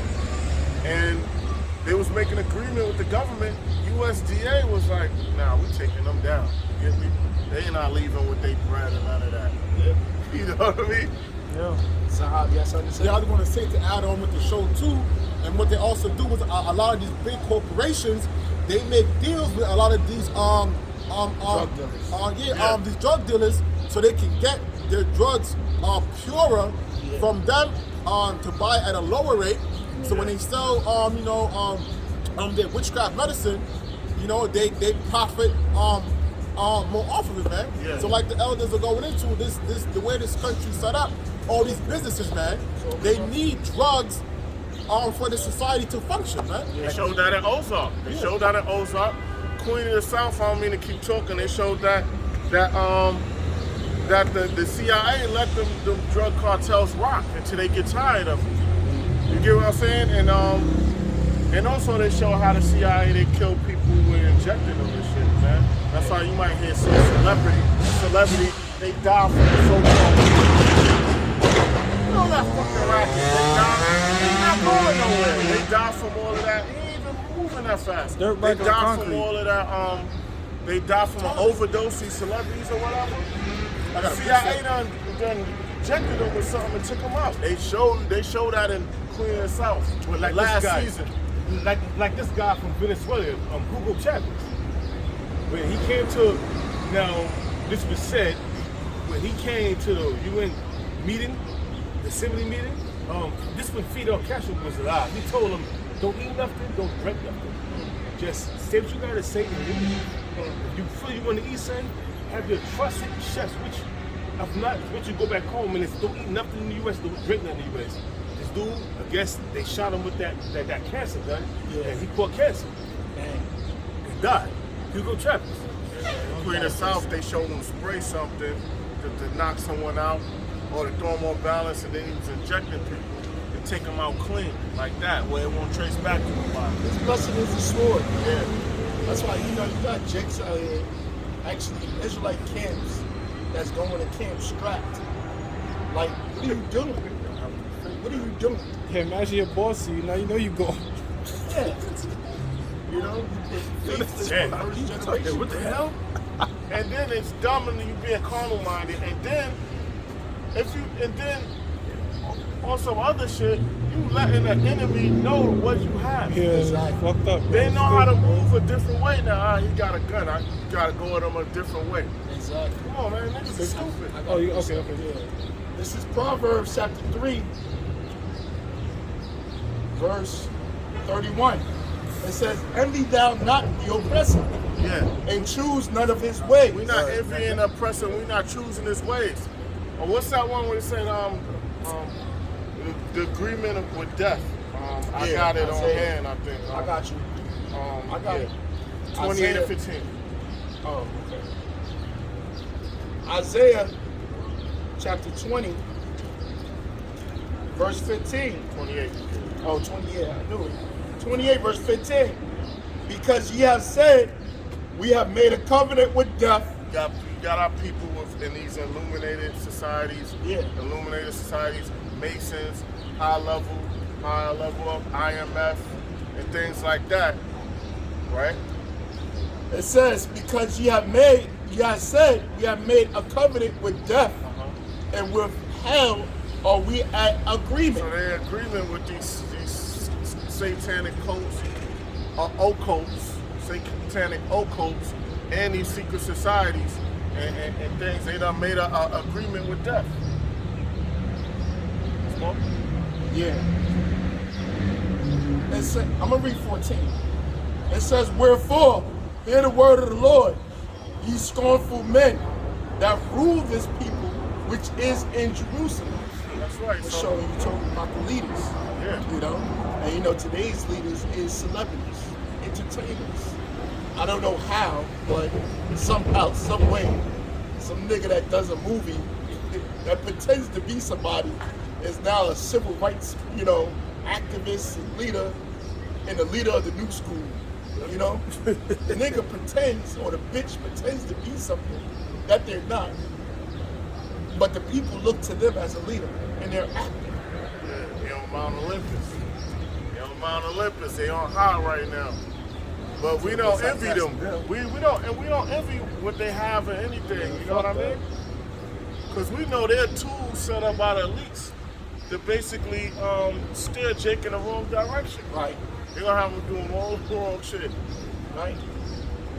So it says, because ye have said, we have made a covenant with death, and with hell are we at agreement. That's right. When the overflowing scourge shall pass through it, it shall not come onto us. And that's what they believe, that they're protected. Remember that song with Rihanna and Jay-Z, Umbrella? Under my umbrella? I'm pretty sure that's what that was talking about when destruction happens. Nah, y'all not gonna be sheltered. You're not gonna. Yo, once they done with you, you gonna be thrown in a pit or whatever they have set for you, man. You never trust that enemy, even though you're not in the truth. The Esau's still your enemy, and you trust him. You know what I mean? And once he's done with you, they showed you that episode of remember Superman the animated series, right? The criminal, the mafia nigga Manheim, Darkseid had him doing shit. And he was like, yo, you said you'll make me a king. You're a king, you said a king of fools.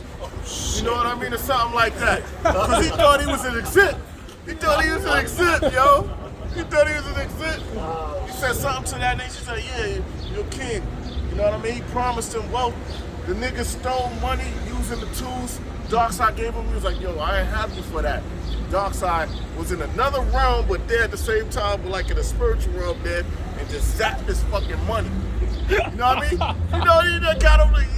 You know they look at you know they read the scriptures for that. In the drawer, I'm sorry to keep talking. The drawer, the dude name was Bruce Timm, because he did that because Marvel, the animated shit that used to be in the 90s, they rejected them, so DC took them.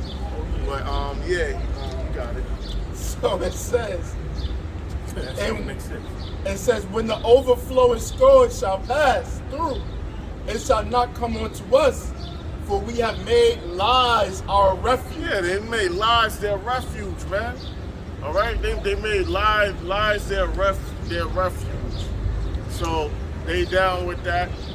You know, you remember that dude A$AP Rocky did some song back to the Phoenix with the Phoenix bird. We know that Phoenix bird that represents it lived for 500 years and consumed itself to fire and was reborn. He did some type of a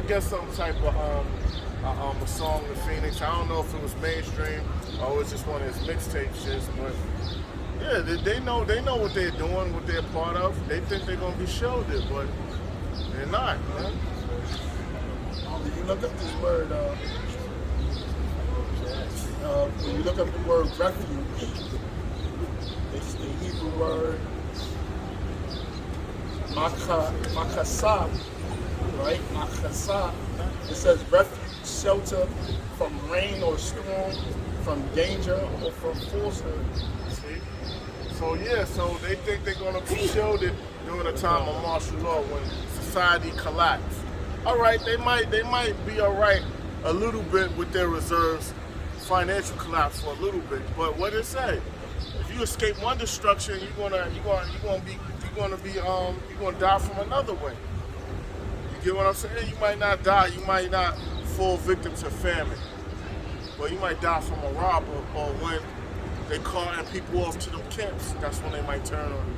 So these guys think they shielded, and them doomsday things ain't gonna help either, because you always go to executive orders. Yeah. Confiscation of private property. Or farmland or whatever, they take it.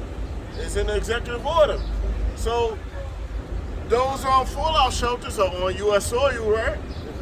And they're yours. They're gonna take it. I got a precept. It's a little more. Okay, stop. We have made lies our refuge, and under falsehood have we hid ourselves. That's right.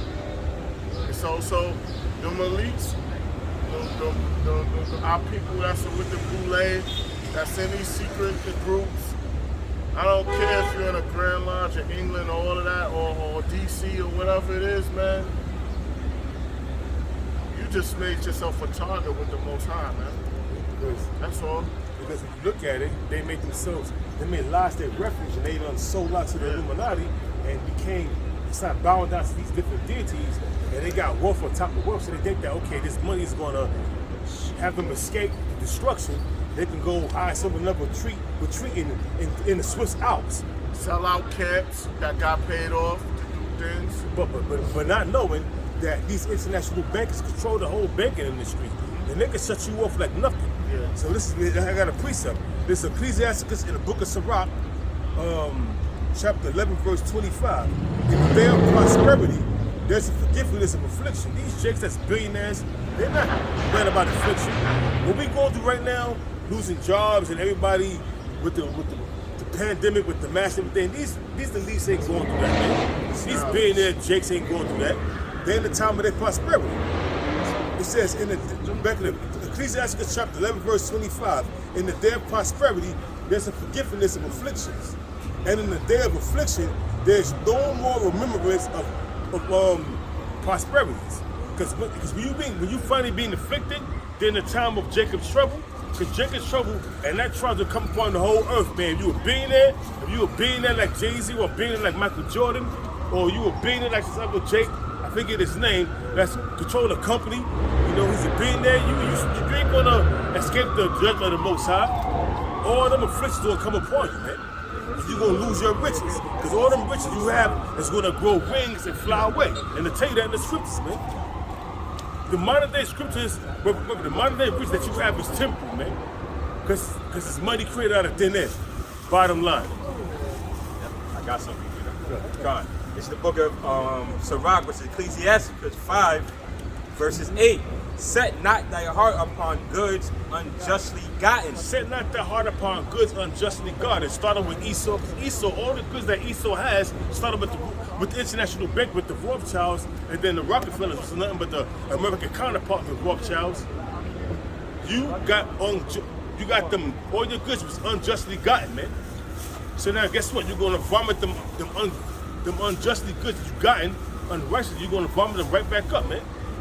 So hey man, James 5:1, which came out already, man. You know, you're gonna reap what you sow, man. All them corruption, all your riches is corrupt and moth eaten, you know what I mean? And canker. You got it back, man. God, and it reads again. This is Ecclesiastes with Sirach 5, verse 8. Set not thy heart upon goods unjustly gotten. Yeah, you're supposed to set your heart on goods unjustly gotten. Okay? For they shall not profit thee in the day of calamity. Yeah, it's gonna profit you. So whatever you doing, crooked shit, being paid off, you didn't get it honestly. So Guess what? it's gonna basically be like a curse unto you, right? I got something. This is 2 Thessalonians 1, verse 9. It says, who shall be punished with everlasting destruction from the presence of the Most High and from the glory of his power? Read that again, I'm sorry. 2 Thessalonians 1, verse 9. who shall be punished with everlasting destruction from the presence of the Most High and from the glory of his power. That's right. So that's gonna be Esau, 2/3 of our people, these heathen nations. All right. That's not everlasting. Meaning it's not like they're gonna be destroyed forever. But you know what I'm saying? Got something. He's talking about the sellouts. This is Proverbs 11 and 21.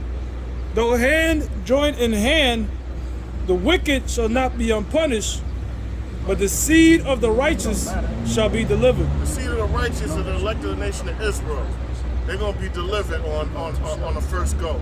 Now, though hand join in hand, you got our people that's joined with Esau and his occults and his boule and his secret groups. All right, and his criminal enterprises. Day to day, his activities, his what's that shit called? His charity thing and all of that. Esau trying to get some wiggle room, man. You still gonna be destroyed and going into captivity. And Jake that's with him gonna go down with him too. All right, because they be the first ones that'll defend these devils, man. This is Isaiah 1. Isaiah 1 in verse 28. It says, "And the destruction of the transgressors and of the sinners shall be together, and they that forsake the Most High shall be consumed." That's right. So Esau, these heathen nations, and Jake's that buck up against the Lord's word, man, they're gonna be consumed, man. Cause they in their feelings and they want this nasty ass kingdom to survive, man, and go on, man. So they upset in their emotions. This place is out of here, man. This place has just got a few seconds left, man. That's it. Ecclesiasticus 12 and 10. Never trust thine enemy. Yeah, you're never supposed to trust your enemy. The so-called white man is an enemy to Yahweh Shem Yahweh Shai, an enemy to us. You ain't supposed to trust him. That's his thing. His thing is lies, manipulation, and a thief, and to be a thief. So he's gonna seem harmless and your friend, man. That's his smoke screen. He done mastered the art of deception, man.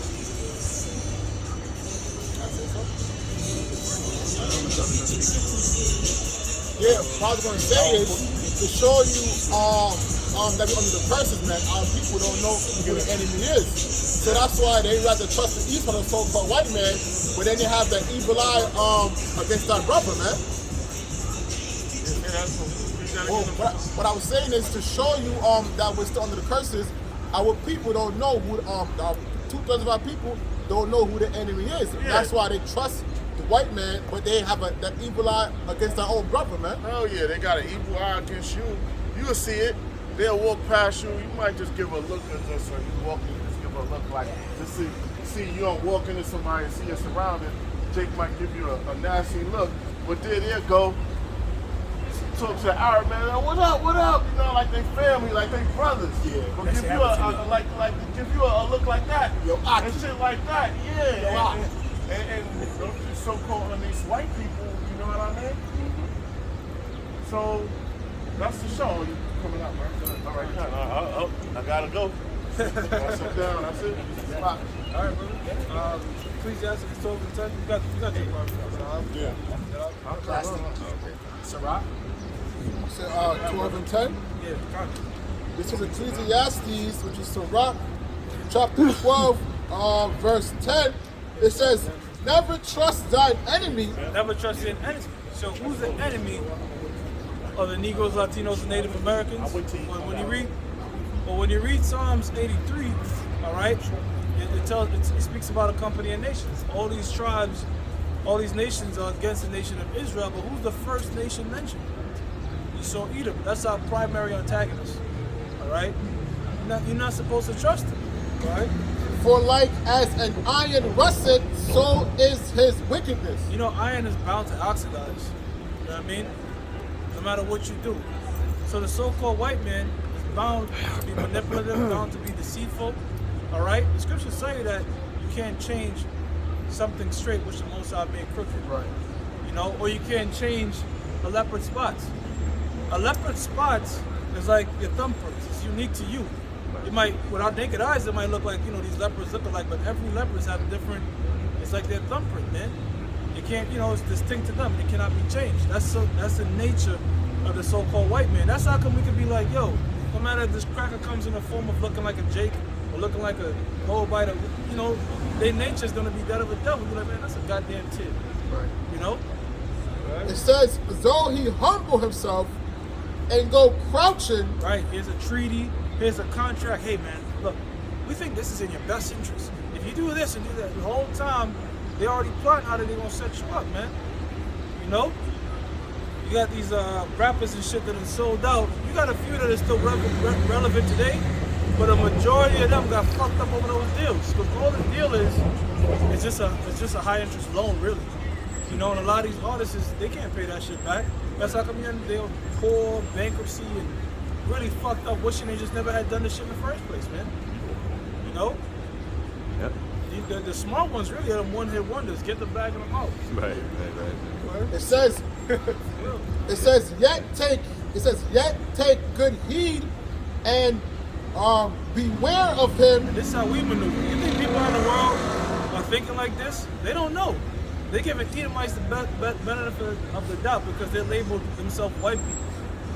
You know? Only a few Jakes that might be in the world that serve time or some shit and see, you know, up north and see how really evil these crackers get down, you know, will give the so-called white man a second glass. But for the most part, these Jakes was just, you know, trying to be buddy-buddy with Esau, man. And Esau comes out, crouching. Yo, man, my mother, man, when she first came in, she worked for Edomites. So one of the Edomites told my mom that her friend said, how can she make black friends? Because they know it's an awkwardness about them when they're around Jake. So a lot of times when they're around you, they're just trying to befriend you, but it's not truly how they are around other Edomites, man. It's fake. It says, and thou shalt be unto him as if thou hast wiped a looking glass. Right, if you wipe the looking glass. What's a looking glass? A looking glass is an ancient world mirror. All right, because in the ancient world, the mirror was not made with glass. You know, they used to use metals, you know, and shine them and polish them to see a reflection of themselves. But it's telling you, if you shine them, you keep shining it so it can stay shiny. But if you shine it enough, you see that, look, that rust is always going to be there. Always going to be there. So the so-called white man, he could polish his ways, and I'm a humanitarian, and look what I'm doing for this nation. But if you look into the company, if you just take a thorough look at them, you see, nah, man, these devils are still wicked as fuck, man. Right? A lot of these Edomites, you know why they open these foundations and shit? And this charity thing, all right?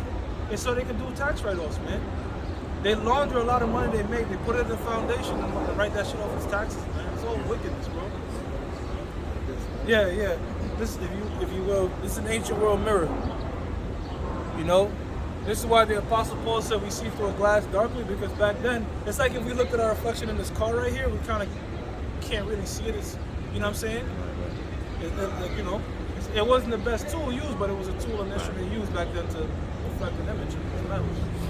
It says, and thou shalt know that his rust had not been altogether wiped away. Yeah, no matter what charitable foundation the so-called white man has, or we're going over the world to help the people in Africa, as they would say, or whatever. If you really look at the crux, or some of the founders, and look into these people, prime example, Bill Gates, man. Right, he's going around telling people, we doing this job for the benefit of you and shit, but really, in another breath, we have to depopulate the world. You know what I'm saying? That's just one example, man. You know? That's it? This is Ecclesiastes chapter 1, verse 15. That which is crooked cannot be made straight. Yeah, you know, and we don't get upset. We get upset at what the so-called white man does, but we don't get upset at his purpose, all right? Because he's a tool of the Heavenly Father, all right? So, just like how you might have to drill something in at your house, you don't use a saw. You use a drill, all right? If you have to hammer something, you don't say, you know, let me get a screwdriver. Each tool has its purpose. Right. We understand the purpose of the so-called white man. That's to be the devil on the planet Earth. But I get some information like pamphlets or something. Y'all don't have. Nah. we have a website. Yeah. Okay. And we on YouTube. Okay, bet. Great Millstone, Israelites. Hebrew Israelites. Hebrew, Yes. but the thing is, you have to put Great Millstone because there's different, Sex. there's different sects of Israelites. You know what I'm saying? You follow? Have you heard about the Israelites before, brother? Of course, I read. I try to stay on top of my history. Oh, so you know your tribe? A little bit about it. I would like to learn more. Well, what's your father, bro? Huh? What's your father? What is your father? My family from here, my grandmother What? They're African American? Well, was Cuban. Yeah.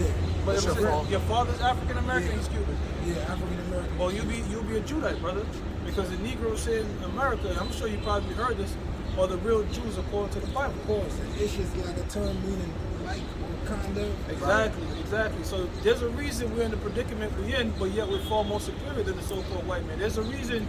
You look at the NBA court. Who's predominantly on it? Everything. NBA, NFL. Who's holding all the records in athleticism? Who's creating all these things?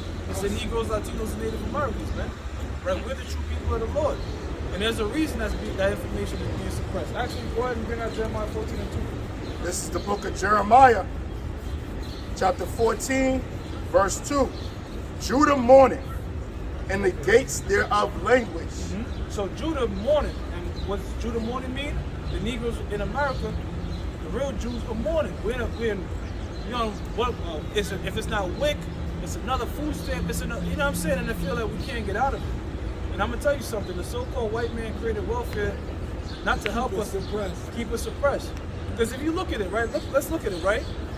To get any sort of social help from the government, you have to be a bigger failure. Because the more you succeed, the less benefits they take. So they're incentivizing you to stay at that level, and it's normally passed from one generation to the next. 4 generations in a household. Yo. Waiting to get cases. Brother. And then men can't even be in the house with them. Yeah, well, that's another thing. With the welfare system, it incentivizes the family to break up because if the father's in the household and that extra income is coming in, they can't get the benefit. So they incentivize women to say, to hell with the dad, I can do something on my own with this particular program, and a father provides more than just financial benefits, man. You know what I'm saying? A single parent households are responsible for a lot of degeneracy. Because a father, again, you know what I'm saying, and they demonize the men nowadays. No, that whole notion of deadbeat dad, that's a lot of bullshit. A lot of fathers want to be in their kids' life. You see what I'm saying? It's a false narrative. It's a false narrative. Because a lot of so-called black men are in here. And then like a new independent mind state, I don't need no man. It's a lot of that too. That's all a part of the curses. When we put him on of the camera, Heavenly we Father. talk. He's trying to set the Let me ask man. you. It's like, brother, you want to be on camera? You mind?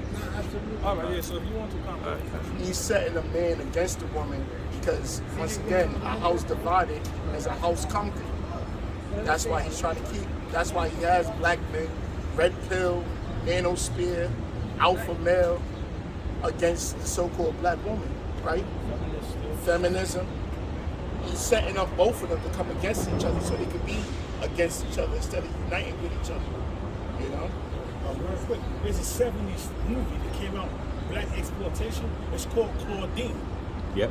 And that movie Claudine shows you the welfare system, Man, how yeah. the lady, she had her husband living there, Yeah, but he had to go in the closet when the white man came, the white lady came to inspect the house. Yep.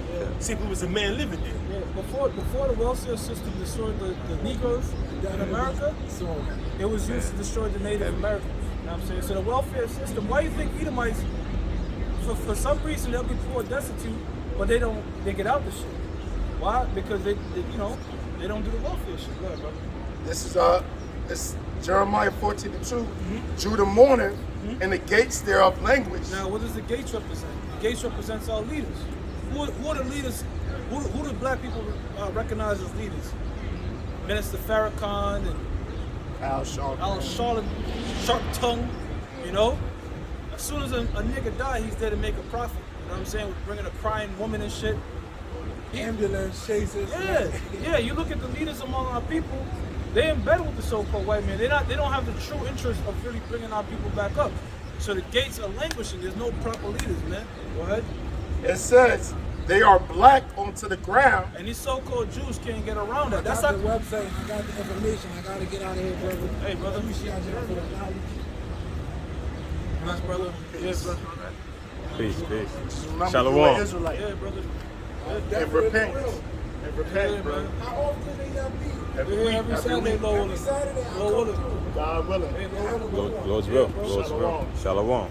You got it again, brother. It says, they are black onto the ground. Right, and in the Hebrew, that word there's kodara, which means what? Dark skin, man. All right? So the so-called Jew is spending thousands of dollars on nasty-ass looking black robes, okay? That they walk around wearing. A fake afro had that cost even more money, all right, to try to fulfill being Israelites. Do you know that the so-called Jewish woman, white woman, shaves her hair bald to try to fulfill Isaiah the 3rd chapter? Yeah. You know? Well, if you look at their head, they, for the most part, wearing wigs, man. It says, and the cry of Jerusalem is going up. Yeah, so the Most High have seen and heard the cries of the nation of Israel, man. Right? As it is written, oppression maketh the wise man mad. And you know what's so fucked up about it? Anytime you have a Jake that voices his oppression, he's labeled a radical, man. Or or they gaslight the shit out of him. All they doing is saying the truth. You know? That was in on that. I got something real quick. This is Acts 13, verse 1. It says, now there were in the church that was at Antioch certain prophets and teachers, as Barnabas and Simon, that was called Niger. Niger, right? Which means black, man. Okay? There's a reason the Lord and his family fled to Egypt. Right. There's a reason Moses was mistaken for an Egyptian. Paul. Paul as well. Zaki, you're right, brother. Paul was mistaken for an Egyptian. Moses hid amongst the Egyptians. Why? Because we both have dark skin. The Lord said, "You are like the Ethiopians unto me," meaning we bear a resemblance to them, but we have a whole different spirit. See? Let me finish that. I got you. It says that was called Niger, and Lucius of Cyrene, and what's his name?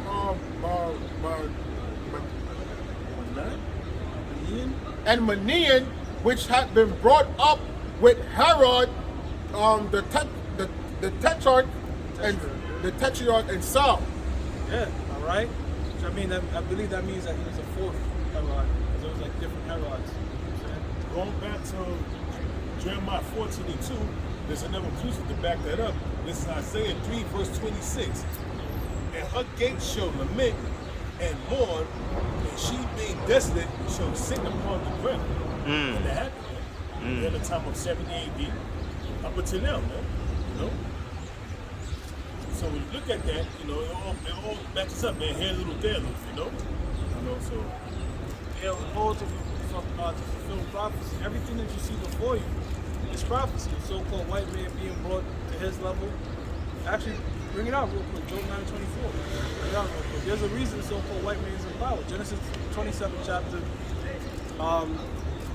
tells you that his blessing shall be the fatness of the earth. And I was reading Psalms 93 earlier. It tells you that the eyes are filled with fatness. All right. So that's how come when you go in this filth-ass place, so-called white man, all right, they're in multiple mansions and shit. You might have a few jakes scattered here and there, right? But for the most part, this is an Edomite's world, man. See? This is Habakkuk 2:4. Behold, his soul which is lifted up is not upright in him. How is his soul not lifted up? Psalms the 55th chapter. Before they even come in the womb, they're strange, they're wicked. All right? Look at their acts. Look at the things that the so-called white man does. Everything. The so-called white man agenda is this. Whatever is in the Bible, let's do the opposite. A man and woman create babies? Nah. Two men could create babies. Two women could lie together. You know what I'm saying? Everything that the Lord says, a man being the head of the woman. Nah, woman should be equal to men. All type of bullshit. Everything that the Lord said to govern the planet Earth, the so-called white man, all right, he turns it upside down. All right? To back the brother up, I love to bring out the point that what's the first amendment or the first law that they, what's the first amendment? You have the freedom of religion. And what's the first law of the Heavenly Father? Thou shalt have no other gods before thee. That's completely adverse to what the Most High said. The Most High said, have no other gods. Right. Don't bow down to no other gods. And what does the white man say? You have whatever God you want. Believe into whatever you want. Right, brother. The laws of the Heavenly Father, actually, if we were to keep them, we'll be sentenced to death or punishment because they go against the laws of the system, Yeah. i.e. putting the homosexual to death. Now, I'm not saying we're going to do that. I'm just saying it's the law of the Heavenly Father. Right. All right? There's laws on, taking a woman of a marriageable age and such like that, but a marriageable age, according to the scriptures, is when a woman could at the flower of her age. But in this society, exactly. You know what I'm saying? So the laws that the so-called white man set up are completely adversarial to the laws of the scriptures. That's why we call him Satan. That's why the scriptures call him Satan. He's an adversary. It says, but the just shall live by faith. Now in the Hebrew, that word just means tzedakah. All right? The righteous. All right? And how we deem righteous or how we justified, real quick, Romans 5:1, real quick.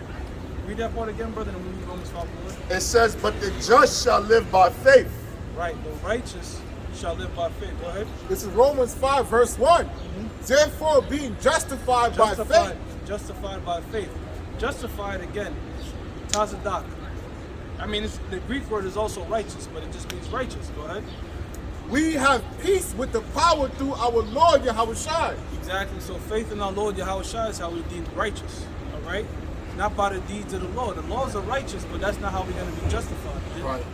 Our justification, the reason we out here, the reason we believe that we could be delivered is our faith in our Lord. That's right. Yahushua, man. You know what I'm saying? That's right. You know? Which, again, it's a gift of the Most High. Ephesians 2:8. You know? This is Job 9, verse 24. Right. It says, the earth is given into the hand of the wicked. Right.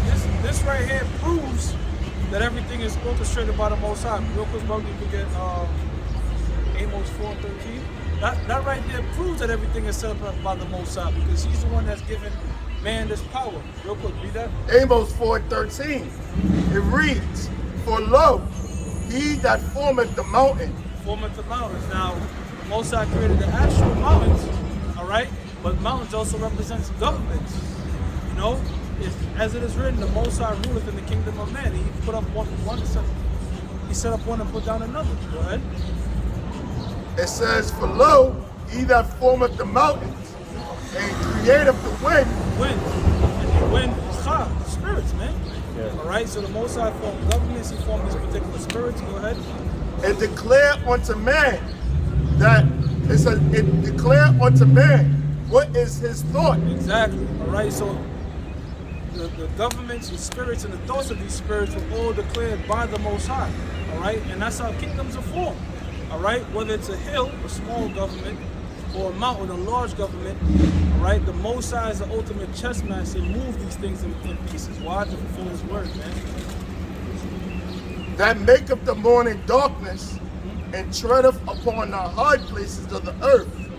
Yahweh, the power of hosts, is his name. Yes, so Yahweh Bashem Yahushua is in control of everything, man. All right? There's a set period of time that the so-called white man was appointed to rule, was at Job 20. And there's a set period of time after that rulership is everlasting rulership under Yahushua. As we, God willing, all right, the elect nation of Israel, going to be joint heirs with him, man. See? So that's the prophecy. That's the whole book. That's the script of the movie, man. We just gotta live it out. Pretty much. You know? Job, you reading? Yeah, let me finish Job 9:24 and 37. It says, he covereth the faces of the judges thereof. Now he covered the faces of the judges thereof, all right? So who's the ultimate judge? Yahushua, all right? Yahweh wa Yahushua, all right? The first and only spirit created by the Most High. What does it mean he covered the face? He whitewashed them, man. All right? Now, if you wanna get a new house, all right, you move into a house. Let's say the house is already built, okay? It's not a brand new house, it's already built already. What's the first thing you do? All the pictures and shit that was in the house before gotta go. And you start putting in your pictures, right? You start putting in your furniture. You see? And that's what the so-called white man has done with the Renaissance. All the images and icons of the prophets that were dark-skinned, they moved in now, like, let's take them shit not them shits, but let's take those pictures out and put our pictures in, man. We don't believe in God, but if there is a God, he gotta look like us. That's the nature of the so-called white man. Go ahead. It says, if not, where and who is he? If who else is doing this? Is it so-called Chinese, Moab? Is there Moabite Jesus so-called being worshipped everywhere? All right. Ammonite. Is it Ishmaelite Jesus so-called? You don't even see an Ishmaelite Jesus, and they what's so crazy about that is they know that the Lord is from the Middle East, but they still accept that he got to look like an Edomite, man. Yes. So you telling me second greatest power in the universe can get sunburned, man? That doesn't make any sort of sense. Hell no, man. See? But that's the nature of the so-called white man. He's a devil. If I can add to this to show you, everything is created with melanin in it, man. Esau is the only creature on this earth that doesn't that lacks that. So that just goes to show you they go against nature, man. And Jake, we are in tune with nature itself. Yeah, because the lack of melanin or lack of pigmentation is a curse. When the sun hits you, it doesn't benefit you. The sun is supposed to, with its rays, bless you, give you strength, you know what I'm saying? No, that's like I may be saying Jakes in the South are bigger and shit. They have constant sun on them, man. So the sun is a blessing. But unto the so-called white man is a curse, man. And some of you niggas are so bugged out, you put on sunscreen. Right. It's fucking retarded, man. But, you know, Jake is side of some dumb, man. They also been taking their skin and bleaching it. Yeah. That's soap. Yeah, It's a lot. It's a lot. Yeah, ambient. Yeah, that's what it's called, ambient, right? yeah, they bleach their hair, they bleach their skin and have blonde hair and blue eyes. They call themselves Wudian. Because they bro, it's self-hate, bro. Honestly, that's what it is. It's all self-hate, man. Okay. And then what they'll do is they'll put the Israelites against each other. Team dark skin versus light skin. Yeah, Or yeah. you a light skin nigga. Yeah. That's all fucking. You know who came up with that? Willie Lynch. Willie Lynch told you. He said in the Willie Lynch letter, put the dark skinned slave against the light skinned slave. Put the man against. He said put the woman in the house and the man in the field. So the so-called white man knows to create confusion, division, and animosity towards their own people. That way they divide it. See? Also put the light skinned man in the house and put the dark skinned man in the field. Right. Yeah, there's a common light skinned niggas are softer and it's a whole bunch of bullshit, man. That's all narrative, man. You're an Israelite, as long as you got melanin, man. You're an Israelite, man. I mean, you don't need melanin to be an Israelite, but I'm just saying melanin is a blessing. And that's given to every nation. Don't you know you got Edomites that's darker than Jake? Right. And don't get it twisted. The Moabites, they got melanin, man. That's why they call them quote unquote yellow, but yellow is a derivative of brown. Yeah. See? Yeah. So-called white man, he's the only one on this planet Earth. It's a clean leopard, man. Yeah, because you got them Jakes that, praise and worship melanin. All nations is dark skinned. All nations have melanin. That doesn't differentiate who the chosen people are. It's a blessing to have, but it doesn't differentiate from being the chosen. It's all about the spirit. The Most High chose.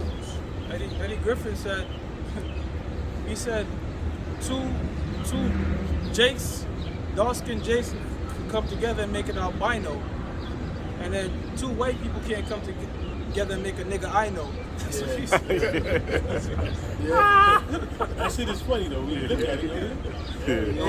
He be, the brothers in Vegas put him up, but years ago I put him up too. Eddie Murphy, you listen to us, man. Because he be saying, look, you crackers are gonna get your just due. Oh yeah. He said we're gonna be whipping you and change. He said I can't wait till we get you crackers and change your names. Exactly. He said, man. Eddie Griffin, he been doing stand-up comedy, bringing out the truth here and there. He recently, because now he do his podcast.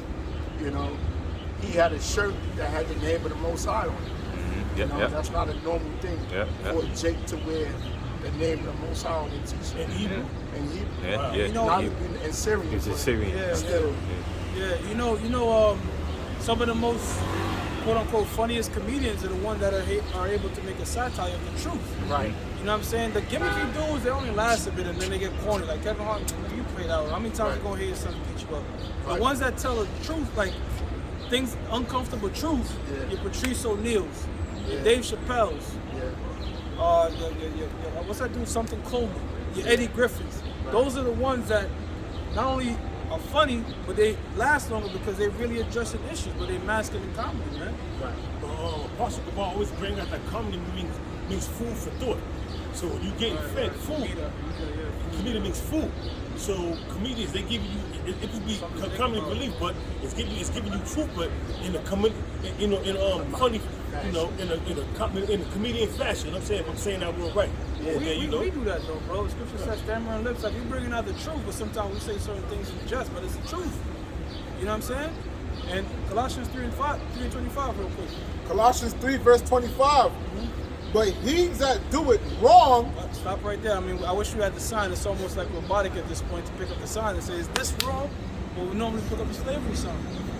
You know what I'm saying? But slavery, quote unquote, hardcore slavery is ending, but we're still being oppressed, man. Through contracts and through different things. Like for example, Apostle Elder recalls bringing this out in his lesson. Abortion has been around since 1970. From 1970 till now, about 70 million babies were aborted, man.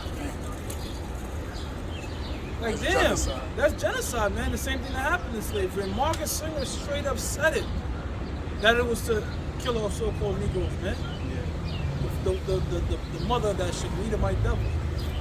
So they're still coming up with ways. It's just more covert as opposed to overt in terms of destroying our people. Right. You know, this is what I did back in the days. I was walking by a Planned Parenthood. I seen the plaque of Barbara Sager, and I seen so I went inside, and I seen the plaque, and I seen the fool woman standing by the plaque. So I said, you know who she is? He was like, looking at me like I had 10 hands. I said, you know who she is? Barbara Sager. She was a spokeswoman for the Ku Klux Klan, and it was called the genocide of America, but they changed it because it was too straightforward. So they came up with Planned Parenthood. You know, so look her up. So they was like, you know, this. I Googled it and I showed her. You know, this chick George dropped to the floor and was like, wow. I said, yeah, but you saying wow, but you still gonna stay here. Yeah. You ain't going nowhere. You saying wow because you just got slapped in the head with some truth, but you still gonna stay here. You're not gonna pick up your shit and leave. No. Even though that was a racist Edomite cracker bastard bitch that put this out here, and you in here, and she's the one of the creators that so you can kill your baby, but you ain't gonna leave. Yeah. Even though I told you ain't gonna leave, I put you on game. But guess what? After I leave, what I told you go ahead and out here, and you gonna lay on that table, open your legs, let put that instrument in your body. And you notice though, demonized states that are against abortion. I believe it's Texas. They passed the heartbeat bill. And if there's a heartbeat, you can't abort it. They went fucking crazy after them, man. But Texas has always sort of been like rebellious. Yeah, yeah. That's why they've always bankrupted. Yeah. Well, I didn't know that, but the Hunt brothers, they challenged the elite. Governor Connolly, the one that was in Kennedy, under Carl Kennedy got killed. Shah of Iran, they was all together. Yeah, Texas was one of them states that we like fuck. Yeah. We like fuck that. All that shit. So I know we're own thing. They were trying to be their own country. Yeah. But when they was forming the United States of America, Texas is like, no, we're gonna be our own state, our own country. But you know, eventually it fell in line. Right. Real quick, brother, in the South, them type of states, there's like a Bible Belt sort of scene over there. Yeah. Like, you know, a lot of them be so-called Christians, and they have like church values. Now they don't, well, they deal with them, but they use this book right here, and this book is inherently adverse to a lot of these laws and decrees that are being issued out there. Right. Back to Habakkuk, chapter 2, verse 5. Yea, also, because he transgresseth by one. Now, what's his major transgressions? You know what's his major transgressions are? It's philosophies, man. Like, we just going into it, man. Some of the stuff that the many list of things that the so-called white man did, creating are adverse to the scriptures, man. And the nations drank of that shit and they're pissed off. Yeah. You know, the nations have tried feminism. The nations have tried LGBTQ, all that shit, and say, wait a minute. You know, the nations have tried democracy and saying, nah, this is not the way. We want to live our old ways. We wanted to have a monarchy. We want to rule our women how they're supposed to be ruled. You know, there's a reason Ishmael is ready to strap a bomb and blow himself up, man. Because he's like, we're not giving up our 16-year-old virgins, man. You see? Real quick. Revelation 17:1. And there came one of the seven angels which had the 7 vials, and talked with me, saying unto me, Come hither. I will show unto thee, the judgment of that great whore that sitteth upon many waters. Now, what's that great whore? That great whore that sitteth upon many waters, and the waters pursuant to Revelation 17 and 50 represents the nations. All right, it's America. All right, it's that same woman. What you're reading now in Revelation 17, right? Yeah. Is the same thing that's in Isaiah 47. All right, that woman that's being exposed. All right, when she lifted up her skirt. Yep, virgin daughter. Yeah, above the waters, and you can see up her secret parts. The nations is looking right at America, seeing all the secrets, all the wicked history. Right. Hell, there was more even the other day was talking about how to help you, demonize us and look what you've done to the blacks, so-called blacks in America. Yep. It says, with whom the kings of the earth have committed fornication. Right. So the kings of the earth, you just read it earlier. They drank the wine. All right. They've mingled themselves with the ways of America. If you look at a lot of places, they have the Manhattan image. Tokyo, Paris, Dubai. They all have that Manhattan image. What's that Manhattan image? Skyscrapers and bright lights and shit. Trying to touch the heavens, the Babylonian tower. Mm-hmm. You see, wearing suits and shit. So it says, with whom the kings of the earth have committed fornication, and the inhabitants of the earth have been made drunk with the wine of her fornication. Exactly. All right. Don't you know that? I don't know what day it is, but they gave these LGBTQ people a whole entire month. Yeah. The month of June, which is, by the way, longer than February, so that lets you know that they care more about them than y'all. All right. People don't even fucking be remembering Black History Month, man. You see? So they done give everybody. They done lifted this. It says, with whom the kings of the earth have committed fornication, and the inhabitants of the earth have been made drunk with the wine of her fornication. Right, they've pushed that homosexuality all throughout the world. All right, they've pushed atheism all throughout the world, democracy all throughout the world, man. All right, that's not how you're supposed to run things, man. All right, there's not supposed to be 2 kings. How are you gonna walk around with 2 heads and trying to make decisions in your independent thought? You know what I'm saying? It's stupid, bro. You're supposed to have a monarchy, all right, and he's supposed to have counselors and advisors, but his final say should be that. That's why the scripture said that this beast should be diverse. The Senate, man. Go ahead. It says, so he carried me away in the spirit into the wilderness, and I saw the woman sit upon a scarlet-colored beast, full of names of blasphemy, having 7 heads and 10 horns. Right, going into NATO and the EU, man. Right? And the 7 heads, I can't think about it off the top. I have to look at the camp sign, but I believe Germanium Minor, Germanium Major, all right? France, Spain, Portugal, Britain. If you can pull up the camp sign, but pretty much it's the 7 ruling Edomite nations, man. And no, Russia's not in there, okay? This is Spain, it's Germanium Major, Germanium Minor, which is West and East Germany. Greece, right? British, and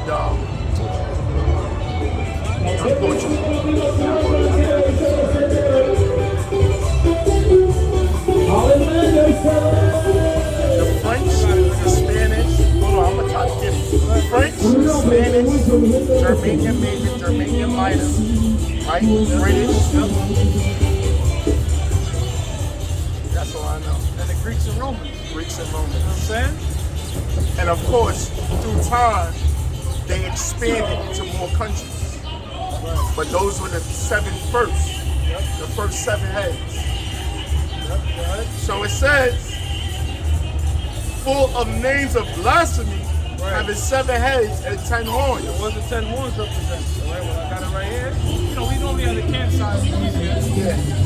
But I got the camp sign on my phone, right? The 10 horns represent the common market of Eastern Europe, all right? Or the EEC, established in 1958.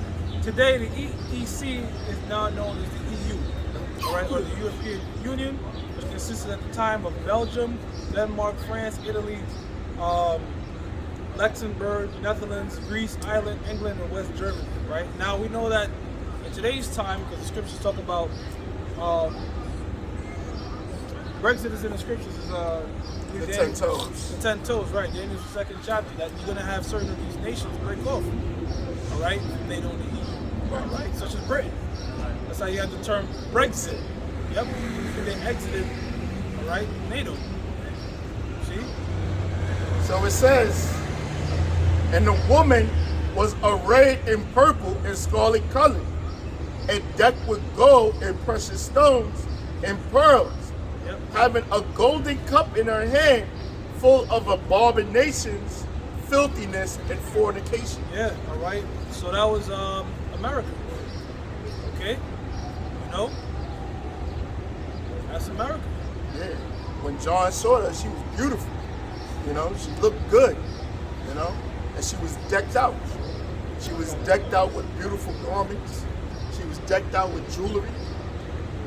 And her hand had a cup full of abominations, filthiness, and her fornication, which the world is getting drunk off of. You know, sodomy, do as thou will, the freedom of religion, the freedom of gender. That's all filthiness, right? That's all uncleanness, right? Adultery, and the list goes on. Idolatry, all that's okay with this great whore. You know, that was it on that. Yeah, all right, because we'll read it right now. That whole independent, do as thou wilt, that's not what man was put on earth to do. All right? This is Ecclesiastes 12, verse 13. It says, let us hear the conclusion of the whole matter. Fear the power and keep his commandments, Right. for this is the whole duty of men. And what's a common phrase in the world? What's the meaning of life? Yeah. Why are we here? What's my purpose, God? Well, we just read it, man. The purpose of man is to fear the Most High and keep his commandments, which is quite simple. However, the world don't want to do that, all right? Because the commandments are spiritual. Men are in the flesh.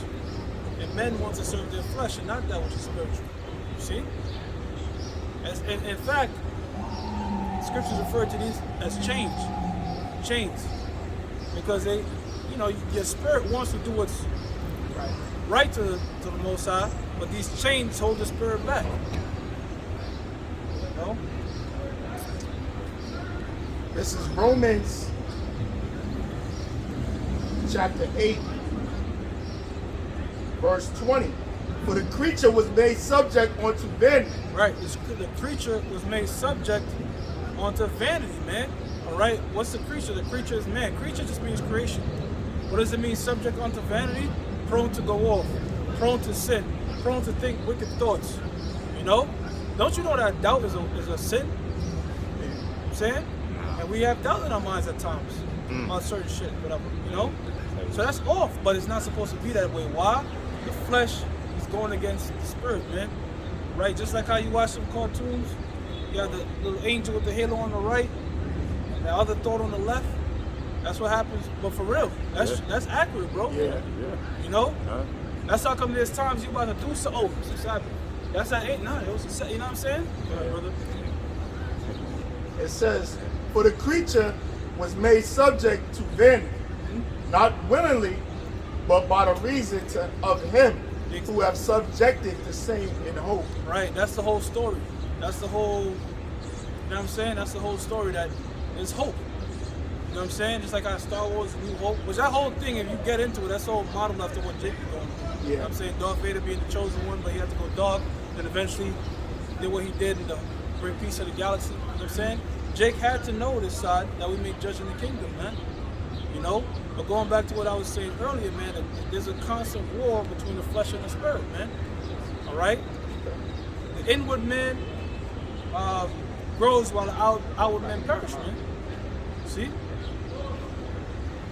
Actually, there's a scripture that says, the sin that in me, that makes me sin. You know what that's at, brother? The sin that dwelleth in me. I mean, the topic is changing. Romans 7:17. Try that. Yeah, go ahead. Yeah, that's beautiful, brother. That's it. Yep. You know what I'm saying? So this is Romans 7, verse 17. It says now then it is no more that I do it, but sin that dwelleth in me. You can read up a little bit, like maybe the verse before, 2 verses before. Okay, I'm gonna start from verse 14. Romans 7, verse 14. For we know that the law is spiritual, but I am carnal. Yeah, that's what I was saying earlier through the spirit, man. The law is a spiritual thing, right? But this flesh, you bound to it. So our spirit wants to do. The law is perfect, but the flesh keeps us back. Right? It says, for we know that the law is spiritual, but I am carnal, sold under sin. Yeah, all right. And the Apostle Paul, he's a man that was versed in the laws. So he knew the laws, but he understood that, look, I can't keep all these laws perfect as long as I'm in the body, man. You know? It says, for that which I do, I allow not. For what I would, that do I not. But what I hate, that do I. Yeah, man, it sucks that we have to go off, man. One of the blessings of the kingdom is we're not gonna go off anymore, man. You know, because there's a certain guilt. You know, and at this stage, in the truth, you know when you fuck up, like, yeah, I'm about to get it. I already know. The Lord's gonna discipline me some. I know something's gonna happen, but whether it's gonna be something with my car, my woman, my family, I know something's gonna happen because I just went off. I'm gonna pay for it, man. Be like, fuck, but you know, it's gonna always happen as long as we're in this flesh, bro. Right? Verse 16. So these assholes out there that's talking about to keep every law perfectly, Sakari, all right? Meanwhile, you have a fucking beard and long hair, which is the etymology of the word weirdo, all right? You're telling us we can keep every law. You can't keep every law, man. If you could keep every law, what's your house shot for, bro? All right, brother. Verse 16. But it says, if then I do that which I would not, I consent unto the law that it is good. Now then it is no more that, it says, now then it is no more I that do it, but sin that dwelleth in me. Yeah, all right. As long as we're in this mortal flesh, we're gonna go off, man. Okay, the only one that was able to walk the earth in flesh, all right, and not go off sinless is Yahushua, man. All right? And I'm talking about when he walked the world as Yahushua. Okay? But other than that, man, the scriptures tell you that we all fall short now, and our righteousness is as filthy rags. You know, you ever try to clean something with a dirty rag? It only gets more dirty. You know what I'm saying? It's not, you can't clean it. So there's no way we can say we're perfect and none of that, man. We all have faults. But we pray to the Most High, and look, Lord, do what you gotta do to me, whatever, just don't take the truth from me. Please, you know? That's our whole mindset. You know? This is Matthew 26 and 41. Watch and pray that ye enter not into temptation. The spirit indeed is willing, but the flesh is weak. And brother, there's so many accounts being in the truth till now, and you lose so many battles, man. A lot of times often it's with women trying to get your shit off, and, you know, Self-inflicting shit. self-inflicting shit, man. Yeah, bro. You know, bro, the flesh is gonna make you fuck up a lot of times, bro. A lot of times, bro. I tell you, the scriptures of righteous men fall 7 times and then back up. Yeah, an infinite amount of times, man. You know? It's just, and at the end of the day, you go in the gym, there's women down there, period, bro. Yeah. You know what I'm saying? We a lot of shit we eat, we have fake foods, man. You're not supposed to be eating no fake foods. You're not supposed to be eating mingled seeds and GMO. You don't know if the egg, it's just so much shit, bro, that it's just like, you lose your fucking mind trying to keep it real. There's a percentage, you know, for people that eat meat. Well, no matter if plants or meat, there's a percentage of rat shit that's in our food. Now, we're not even supposed to, if a bug touch our food, we're supposed to cast it away and burn it. If a bug touch the stove that the food is cooking in, we're supposed to destroy the stove, right? If something abominable touches when we cooking, there's a percentage of rat shit or some type of mix abominations in all the food that we eat. We can't. It's impossible, bro. You know what I mean? That's why it says eat defiled grain. Plus, ain't nothing organic, ain't nothing real. With cloned animals, GMO plants. Yeah, you saw that video the brother did with that fish? It rang the shit like a sponge and it came right back perfect. But they said it was wild caught a lot. It was wild caught in Chile. Yeah. But the nigga was ringing the shit like a sponge. Like, you know, you just ring it, it was coming, it wasn't crumbling up. And then you put it back in the water, it came Right back in. Bullshit. Like, bro, you see what I'm saying? And you might say, let me go catch a fish. Well, the white man says you got GMO fishes now. Yeah. What's an example of that? Splicing a salmon with an eel to make an even bigger salmon, and now let's release it in the wild. It's You nothing, can't man. be salmon. You can't even trust salmon. You can't trust nothing, bro. On the earth. You can't even fucking trust a blade of grass, bro. Splicing spider genes with salmon genes, splicing and making tilapia. That shit is made up. That's a made up fish, man. If any brother eating tilapia, you should stop eating. Yeah. Tilapia is no good. I was watching on this documentary. What they do is when they farm the tilapias, they put them in like where they have like the dirtiest waters is full of shit, and they have the tilapia basically clean and purify that water so they can use it, and then they sell those same tilapias that just ain't literally like shit. Well, brother, you brushing your teeth in the morning, that's shit water.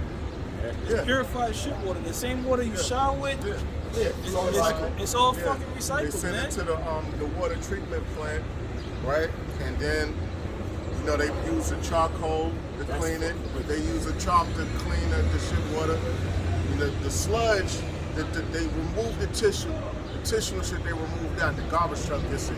But then the liquid part, they clean it. They remove it, like they filter it, so-called filter it out. And then they run it through the chalk. And then it's sort of like bleach it too to make it seem like it's clean when it's not. And then some of it back into the sewer system, the other they dump out into the bay, which goes into the ocean. And you know, water, there's another thing too. Water's supposed to have a taste. There was a reason King David said, I wish I could drink from the wells of Bashan, because every other well, because water is soft, it's siphoning the minerals. It's a good taste. Yeah, you know what I'm saying? Like you had different types of water. When you drink water, it's not supposed to be like the shit we do now. It's just bleached and no taste. It's just been completely bleached out, and then reverse osmosis, so it's high pH. That's all bullshit. Water's supposed to be having minerals, man. You know what I'm saying? And if you drink mineral water now, they have to carbonate it because it'll taste disgusting. This is what the so-called white man has done. This is why this place is the kingdom of hell. Right. This is the kingdom of hell. Nothing's real, nothing's organic, nothing's clean, nothing's pure. Everything is destroys just, you, bro. It breaks you down. Like right now, we're standing on this concrete. I shouldn't be having to stand and feel shit in my knees. Like, what the fuck? Because this concrete is defiled, man. We're supposed to be walking on earth like the tribes do in them poor countries, in them third world countries. How can they walk around barefoot, no back problems, and you have sneakers on, you have back problems? This is Romans 3, verse 31. Do we then make void the law through faith? Right, so there's a balance to it, man. Right? If a cop pulls you over, you ran the red light, sorry officer, I missed it, I'm sorry. You know what, I'm gonna let you off. You then just go run the next light because he let you off? Nah, you was just giving some mercy, but you don't have the license to break the law. See? It's the same thing with us, man. Right? It says the power forbid, we establish the law. Right. Most High forbid, we establish the law. All right? So even though we can't keep the laws and we're justified by faith, Judges 5 and 11, all right?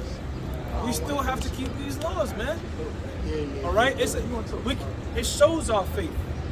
There's a reason we don't shave the beard off our face. Shalom, brother. There's a reason we don't shave the beard off our face, man. For brothers that can grow. Okay? Come on. Because it's against the law. You know? There's a reason you don't deal with another man's woman, man. It's against the law. Why can't we do it? That's Jake. Right. Because the Most High says so. Yo, you know what's so hypocritical about Jake, bro?